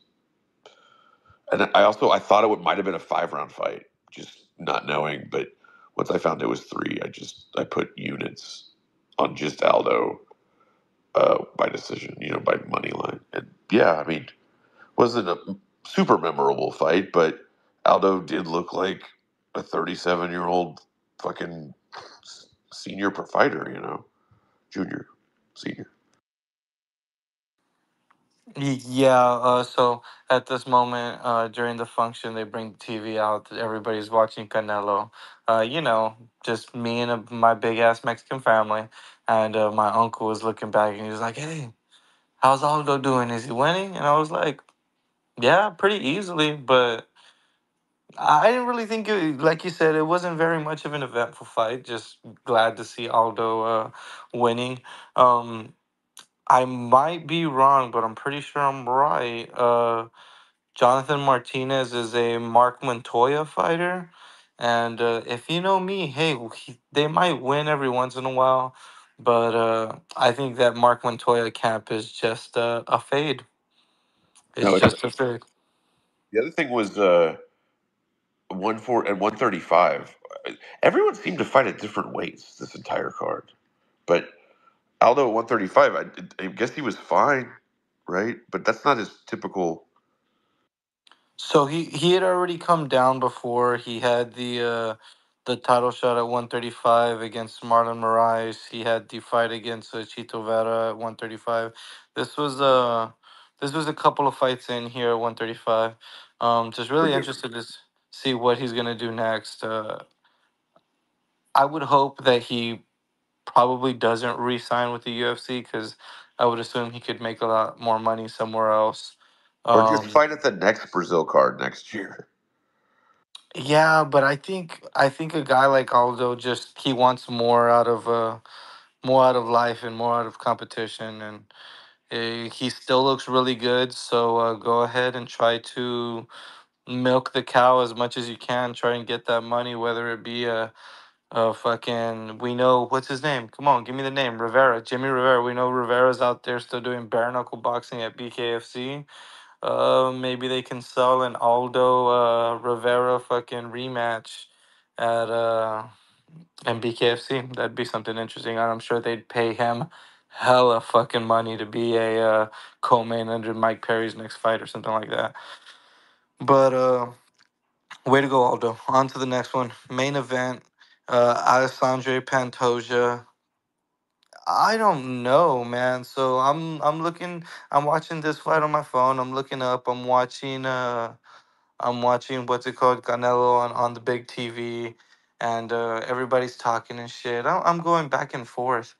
I know there were people that thought Steve Erceg won the fight just from not paying attention to either of them. It kind of looked like Pantoja won pretty handedly, but I don't have any official score for myself that like I wasn't watching it that closely. Onto the lines, Pantoja minus 172. The line was set at over 3.5 rounds, minus 150. That went ahead and cashed. Fight goes the distance, plus 125. So you got a little bit of plus money there. And then give me where, well, why are we putting up all these over 2.5 takedowns? Just give me the damn, yeah, Pantoja by decision, plus 250. So you got a little bit more. A little bit more plus money on that one. And I know there were some people in our chat that took that plus 250 Pantoja decision. Yeah, man. Erceg kind of impressed me a little bit, being able to get back up when he did and land the strikes that he did. But overall, it kind of like looked like it was just a Pantoja decision all along. Go ahead, Aussie, and then pass it to Andrew. Yeah, so I just shared the scorecard up the top on the screen up there. I think that's obviously the big talking point of this fight. I actually was really high on Pantoja coming in, unfortunately, against my Australian in Erceg, but this was really too early for Erceg, man. He was coming in after what 3 fights in the UFC and then a title shot. I mean, I think Brock Max Lesnar. Schnell. He finished Max Schnell title. Yeah, Matt Schnell, he's the only person to knock out Nat Schnell and get a title shot after that. Everyone knocks out Schnell. Um, but he had 3 fights and then a title shot. There's Brock Lesnar has done that, and then a couple of guys when Pride was bought out by the UFC. But other than that, like Steve Erceg, how did he get this title shot? You tell You me got to one guy who deserved it over him right now in flyweight. look. That's I the can understand him getting it, but I just didn't see him winning it. I can understand him getting the title shot, but I just couldn't understand him winning it. And man, I had a massive 10 unit bet on Pantoja's money line here. Um, I was really, really nervous because last time I did that at UFC 300, I lost against Gagey. Losing 10 units is fucking scary, man. That'll make you rethink your whole life. And then I do it again a couple of weeks later, and I was shitting bricks, man, because this was a close, close fight. Um, I scored all the close rounds to Pantoja, just like I thought they would in Brazil. So I actually had it fucking 4 rounds to 1. I had that shit scorecard that David Torelli is getting a lot of flack over. But that's kind of how I scored it. But I might have been biased because I had such a big amount of money on it. Um, But as soon as I heard that 49 scorecard, I knew it was Pantoja, just like Steve Erceg knew it. Um, it was, Jesus, Steve Erceg came out and he fought so much better than I expected, man. He is at this level, man. He really is. In 2 years, I think it's going to be his belt. I really do. He's young, he's fresh, he's coming in kind of unknown against a lot of these guys. We've got some good tape on these guys. We know how they win. We know how they lose, man. This Erceg, man, he showed us stuff we hadn't seen before in this fight, man. He's so durable. He doesn't get tired. We've never seen him go past the third round before. He's fresh as a daisy, man. In that, how he almost got out of that mounted position in the end of round five. That's all that saved Pantoja there was his experience and level of jiu-jitsu to be able to maintain that top control in that fifth round because whoever won that fifth round won the fight.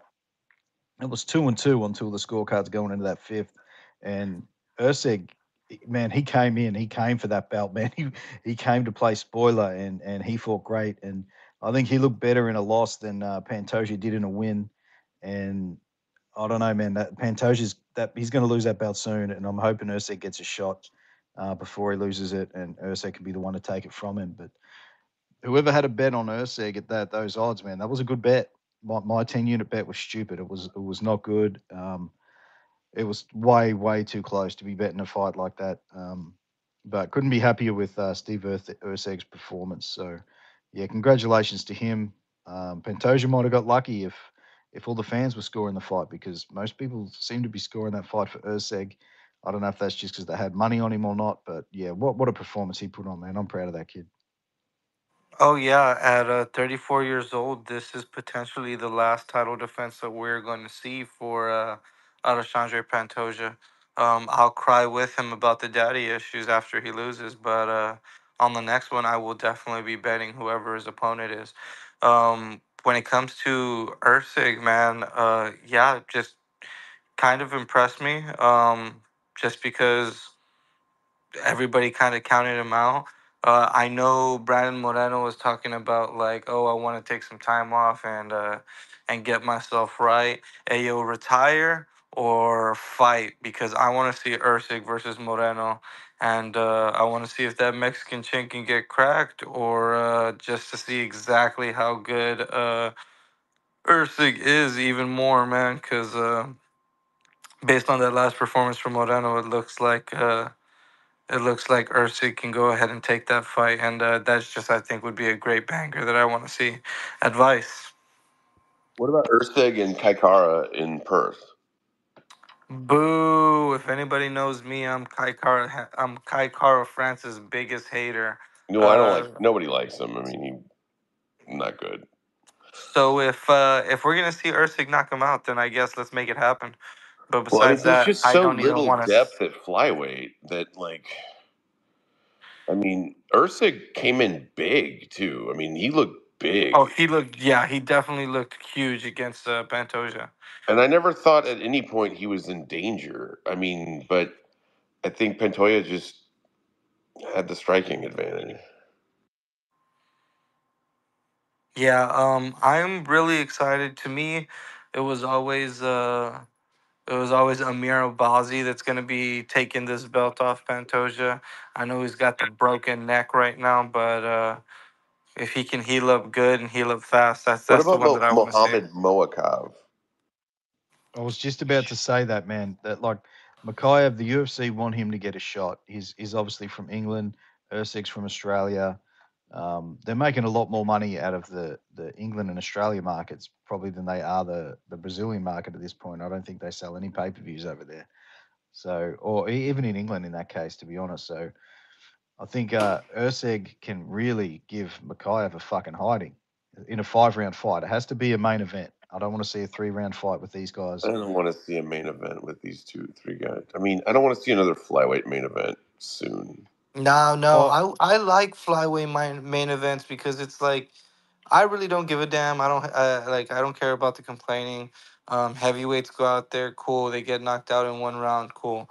But like with the who did we just see? Perez and Nicolau. I was really Yeah. thinking, yeah, we're gonna get That was a 5 good rounds fight, of though. No, that was action. a good fight. Well, I was expecting 5 rounds of action, and then Pettis sleeps him in two, and I'm like, well, fuck, man, I wanted a 5 round banger. So I would like to see. I think that's a great fight. Give me Erceg and Makayev, and a 5 rounder. The fight night. Yeah. Yeah. Three. I don't want to see 3 rounds because Mikhaev probably wins the first round and at least the first round and a half. But he's going to gas. He can't just keep holding uh, Pantoja managed Erceg down. Erceg's going to pretty hurt him well. in the fourth and fifth Pantoja rounds did for not sure. allow Erceg to use his gun, his weapons. So I don't know. I mean, Pantoja looked okay. I mean, he looked good. He looked, but I mean, he never engaged with Erceg's fucking fists, in my opinion, right? It It's could just be. for. Go ahead, Ozzy. Sorry, I was going to say, it could be Alex Perez, man. He got out of that Nicolau fight unscathed. I know he doesn't fight that often. You can't rely on him to make the show, but um, Yeah, that's there's four. There are four fucking contenders in flyweight right yeah. now. You're right. Yeah, man, I think it just really had to go with like Pantoja. For one, he's just too old to fix some of these problems, but like he's always gonna rely on that chin and want to take you to the ground. His striking isn't the most technical and whatnot, and a lot of those were kind of on display against this Usyk fight. But he was able to get it done. Uh, 34 years old. I'm fading him in the next fight if he's 35, just because of that one stat, and I'm sure y'all have heard of it before. Two and now like 31 or 2 and 33 champions under at 170 and under 35 years old. They're losing. They're losing a lot. Mm. But that's it. That's it for the card, man. That was it for UFC 301. Brazil went ahead and ran through this whole in about an hour and a half. So we got a couple more minutes. Wife ain't home yet. So anybody want to talk any specific fights on the next weekend? You know what I will say quickly, man? There's a lot of minus 200 favorites on this card. So if you like any of those minus 200s, maybe get on them quick because once the parlay boys come in, they're going to blow it out. But if you like any of the underdogs, you might want to wait a little bit because when people start parlaying these minus 200s, yeah, those odds might get pushed out a little bit. Man, we're getting that big heavyweight banger back. My man from Cuba. What's his name? Despain, whatever the. Despain. Oh, dude. Oh, That man, they're guy's giving him out. He was made in a lab. that Oh, guy's man. lose. Look. You brought him up, and Joe had to get a mic. Joe's probably like, "Fuck these kids, get the fuck out of here!" Kicking his wife out the house. I gotta talk about Despagne, and I gotta shit on Waldo. Go ahead, Joe. You got your mic. No, bro, I thought the space was great. I just wanted to give you a nice compliment. I also just wanted to point out to everybody that I told y'all that AP was the legacy fight for John Jones, and Tom Aspinall ain't shit.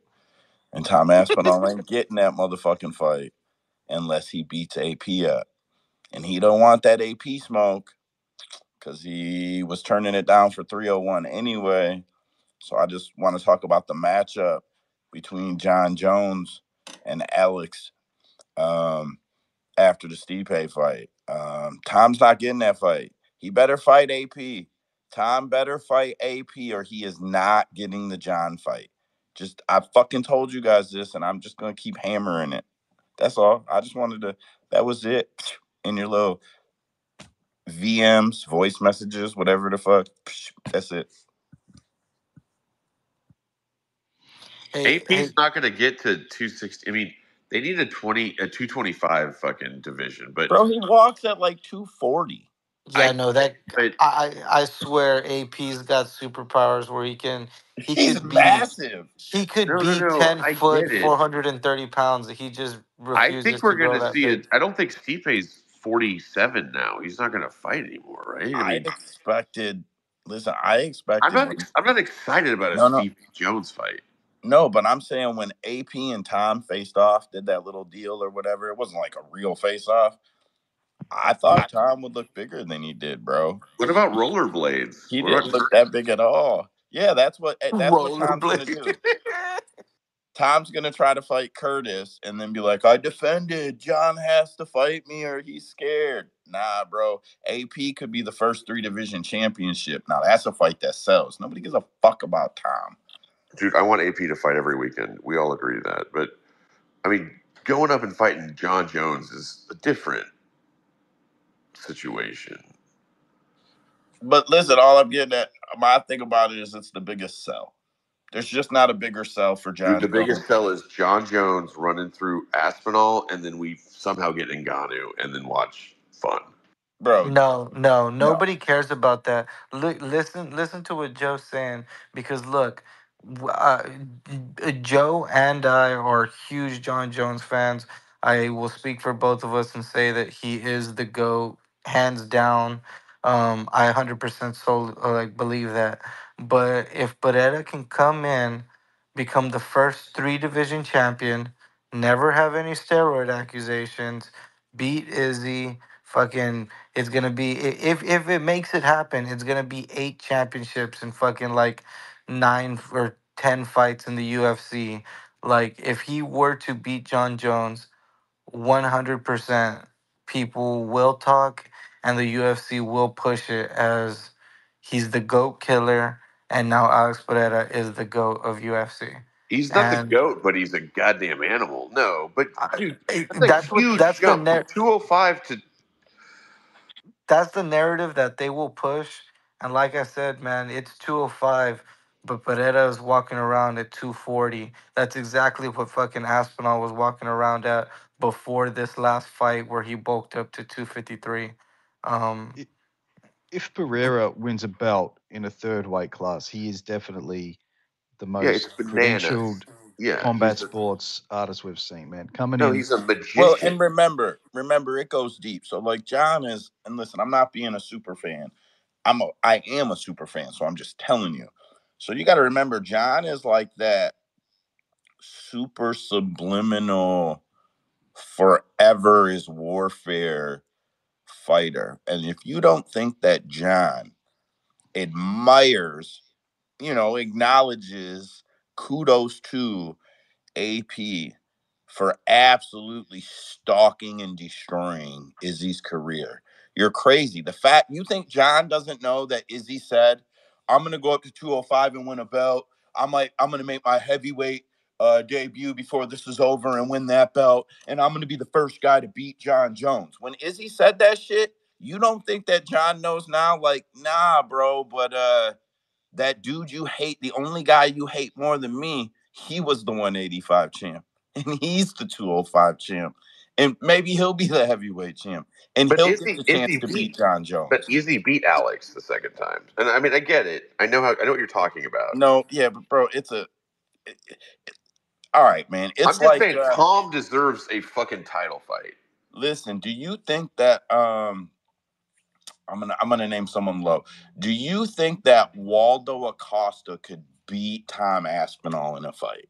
Just yes or no. No, no, he's no. getting knocked out this Okay. weekend, man. I Come on. But think if that you let there's like but three if you people. let Paulo Acosta or Waldo Acosta fight Tom Aspinall 87 times, eventually he will beat him. Eventually he will get a W. Okay, but Izzy did not impress me by he's not beating even Waldo. ranked though. Look, I think all y'all are underestimating the 95-mile-an-hour fastball of Waldo Costa Cortez, and you are gonna get shown this weekend. You are gonna Oh, get you're shown this crazy. weekend. I'm on Salsa Cap por MMA right now. I Who does he see fight, Spangne minus 175. That's your golden ticket this weekend, boys. dude? look. Like inside 30 seconds. I'm always going to joke about Waldo. I like the guy, and it's become a fun bit. But Robelis at minus 170 after what we just saw against Shit Parisian, that's a like you said, that's a golden ticket. That's you got the fucking whole Willy Wonka's chocolate factory on there, man. I love Waldo. The joke is going to continue. Waldo's gonna salsa dance on his ass, but I will definitely put as much as I can on Robelas de Spagna, I thought he was because going to this be is minus ridiculous. 300.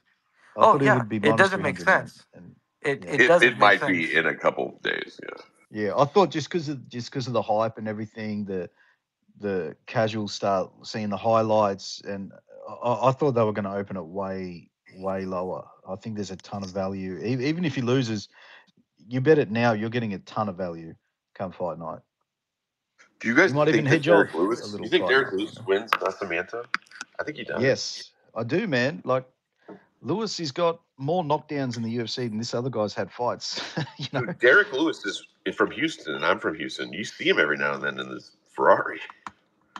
Yeah, yeah, this guy's fucking living the life, man. He's had like 20 something UFC fights, man. This dude fights all the time. And the guy he's fighting, he's had 5 UFC takedowns.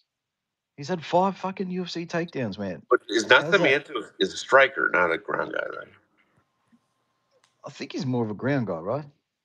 Yeah, I think. Well, I think that. Not as much as fucking Almeida, hopefully.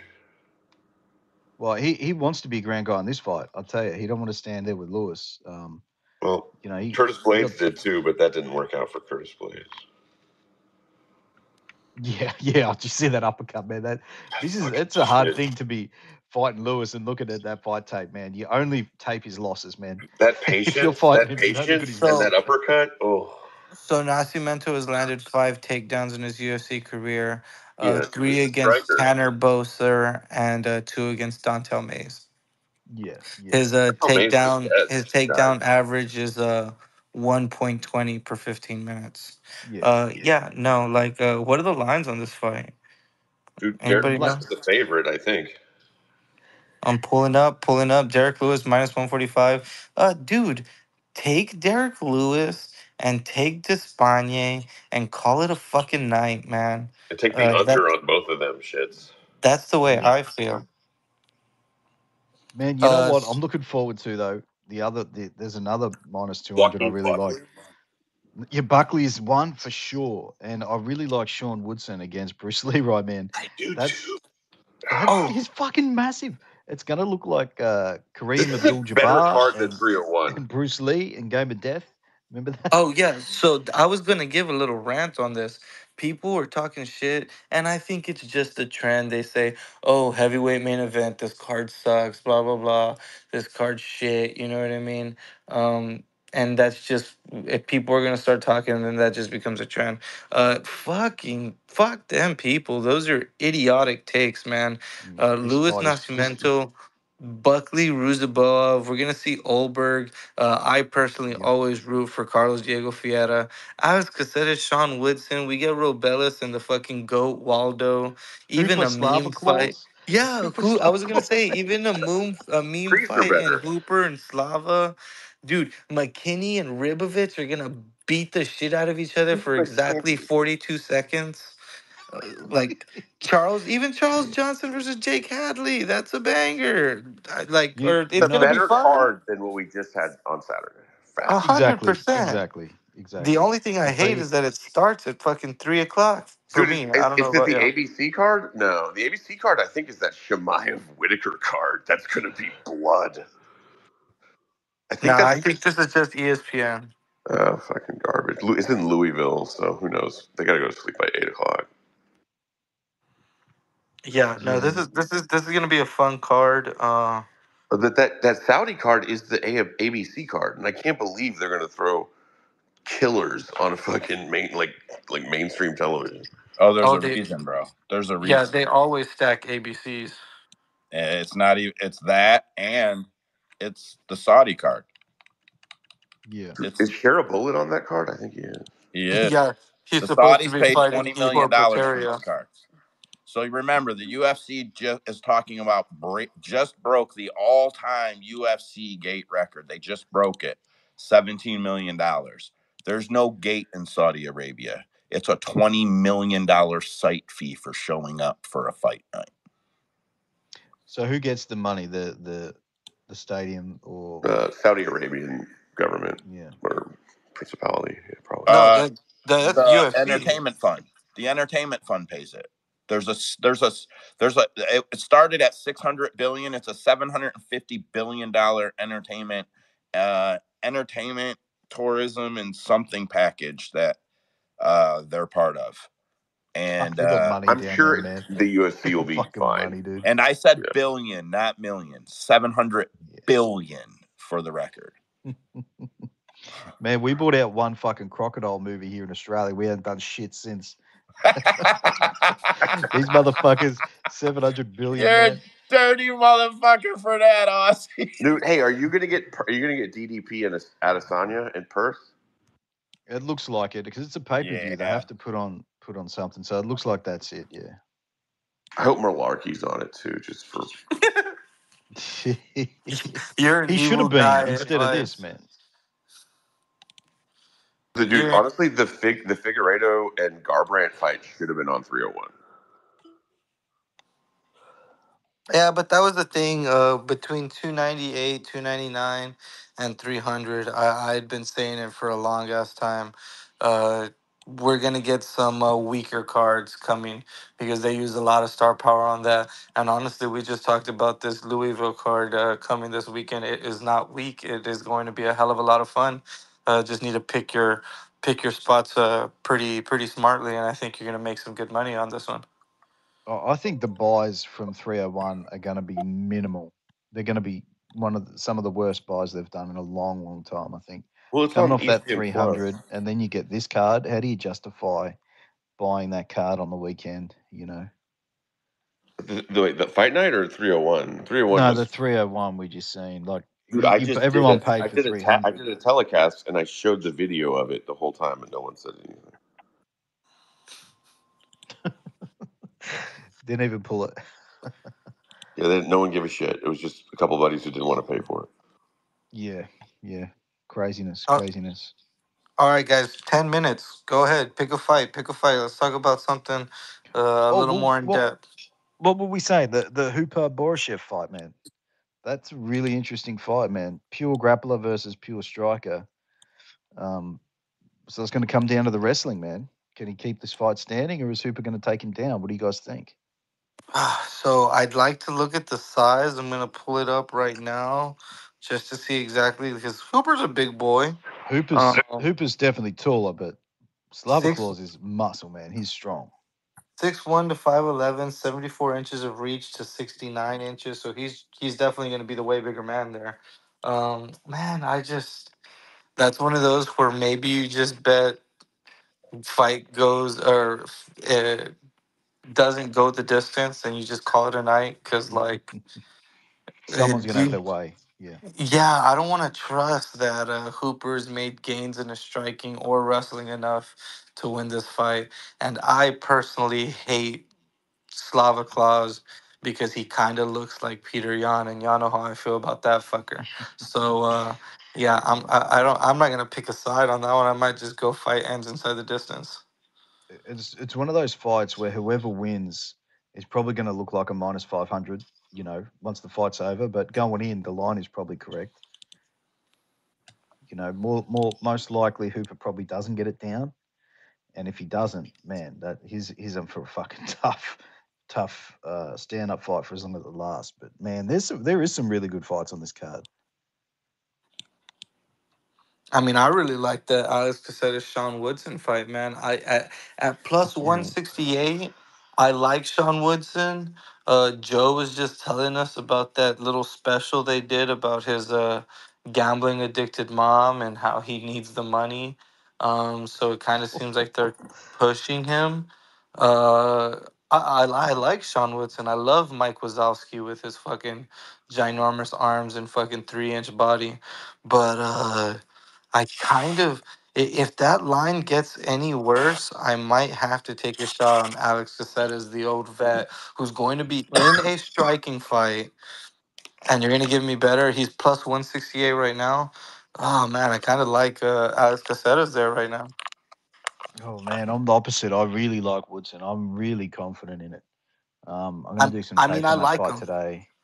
I can't think of any time Caceres has fought a guy this big. I'm going to go through and see who the tallest guy Caceres has ever fought and go watch that tape. But um, Woodson's fought a bunch of guys like Caceres. Caceres doesn't hit hard. I think he's got one knockout in 10 fights, and that was a head kick or something. Um, he's going to be in there for 15 minutes against Woodson, unless he can. I don't see him taking Woodson down. Woodson's so strong, man. And for sure, this is an over, and you're probably right. And like the safer bet is probably just goes to decision. Because Caceres is also pretty damn tough. We saw him go to war with Giga Chikadze, who I don't like the guy, but he does hit hard. Um, yeah. I mean, you probably just take the over and goes to decision and call that one a night. Like I said, probably seems like you're gonna make some easy money on this card. Just need to pick your spots and pick the right ones. You know. Yep. Hey, Yep. so Yep. how do Yep. you think Poirier can beat Makhachev? Come on, man. Jump Guillotine. Gilly? Is he gonna jump Gilly? Yeah, man. Boo. Jump Gilly, dude. Could you imagine if he pulls it Gonna off after spam making that such a shit. joke about it? What a funny cunt. He can't beat him. He can't beat him. Instead of the old "Don't be silly, wrap your willy," it's "Don't be silly, jump the gilly." Jump the Gilly. Yeah. But I mean, he's do you going to think jump Gilly 5 times. He's going to get taken down in every round, and he's going to lose every round. plus 400 for Dustin? Nah, I'm not touching it. But Costa and Strickland, can you bet that the fight's not going to happen? Is that scheduled? I've Dude, seen it's some under. people are It's the fighting. Oh, co-main. Costa and Strickland's the co-main. yeah. Fuck yeah, You that's said scheduled. Costa and Strickland. For some reason, I heard Kamza and Strickland. I was like, this motherfucker scheduled to fight Strickland and fucking Rob. Jesus He Christ. could do it though. He could do it if it wasn't for staph infections. Romanoff, Almeida. I guess we're going to see Jalton again. Great. He's fighting Romanov, is he? Yeah, Alexander Romanoff Mm. is a fucking I was, problem. I was, I was big on Romanov, man, until he shit the bed against that tall white boy. Yeah, but it was in Salt Lake City, wasn't it? I don't know, but he came out fat as shit in that fight. He did not look good. He And was undefeated until Salt Lake City, and that just wasn't a good place what's for his name?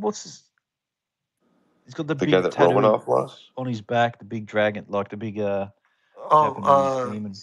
you're talking about He lost to Volkov. Aspinall. Volkov, Yeah, Alexander Volkov, Volkov. yes, Volkov. Yeah, I he's got a had. fight coming up. This is another stupid bet, man. I had 10 units on Romanov, and then I seen him at the weigh-ins. I think he weighed in with a t-shirt, and then he was Oh, walking bad to the sign. cage. He was walking to the cage, just takes his shirt off. I said, "Fuck this!" I quickly put 8 units on the other side, and yeah, that saved Dude, my ass. Volkov Just fights oh Sergey man, in Abu Dhabi. Two horrible signs Hmm. for big men.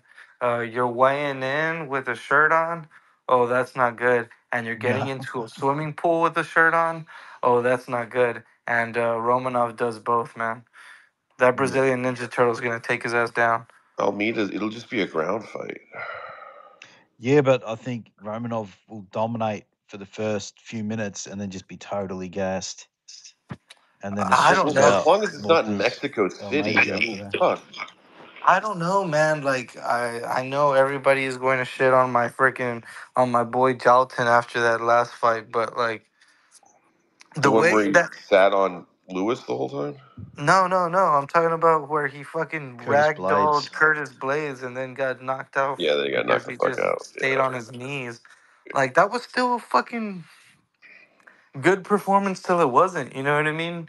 Curtis Blades, he wrestling accolades, and I was shitting on him coming in because we small haven't head. seen him.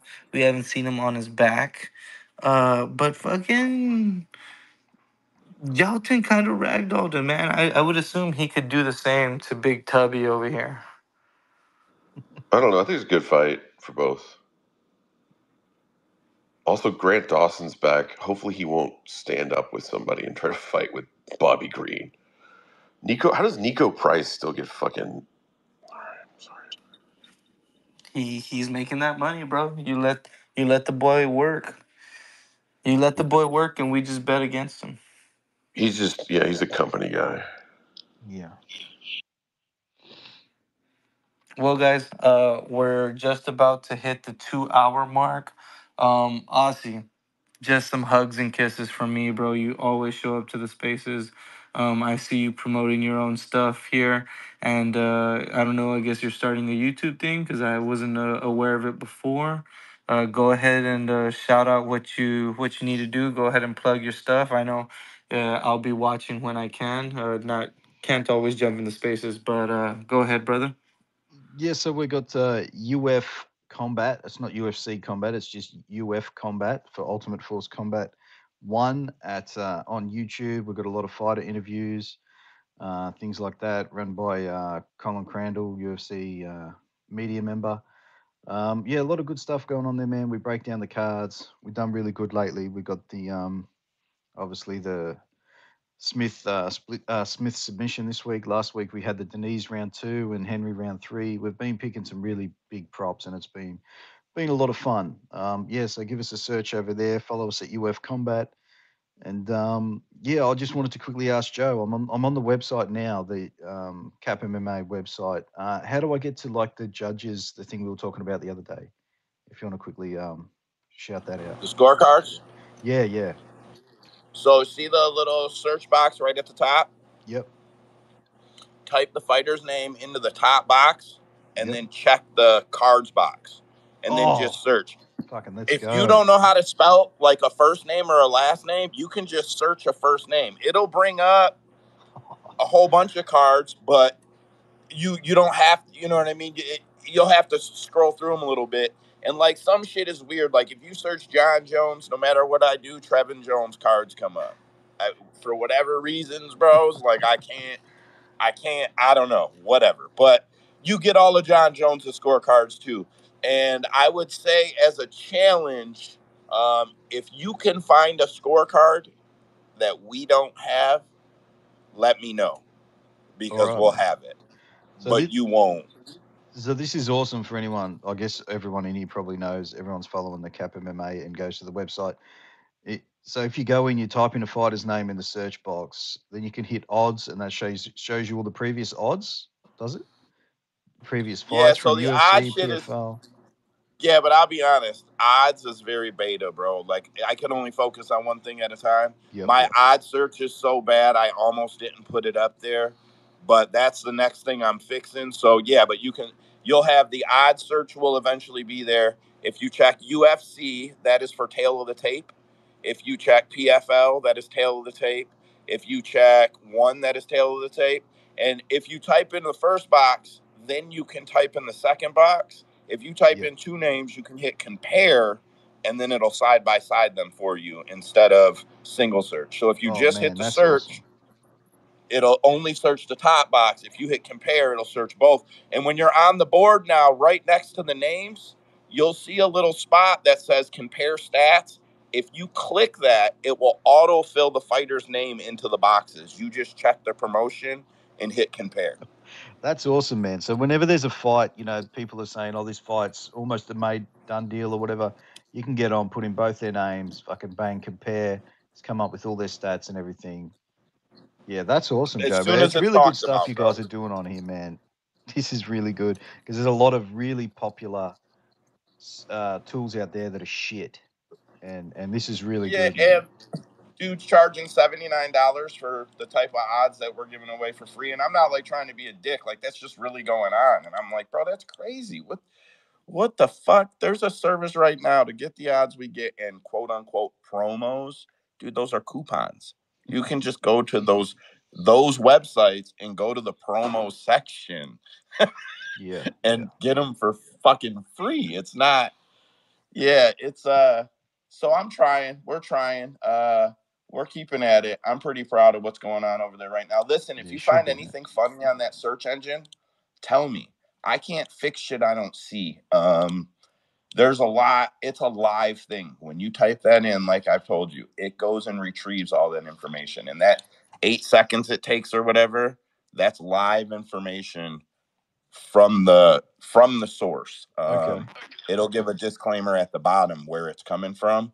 Yep. So, but that's live info from the source. So, um, like if it's not fetching anything properly, I just need to know so that I Yeah, can yeah. correct it. I can't So, search every fighter's name. so can you do, say, a UFC fighter versus a PFL fighter?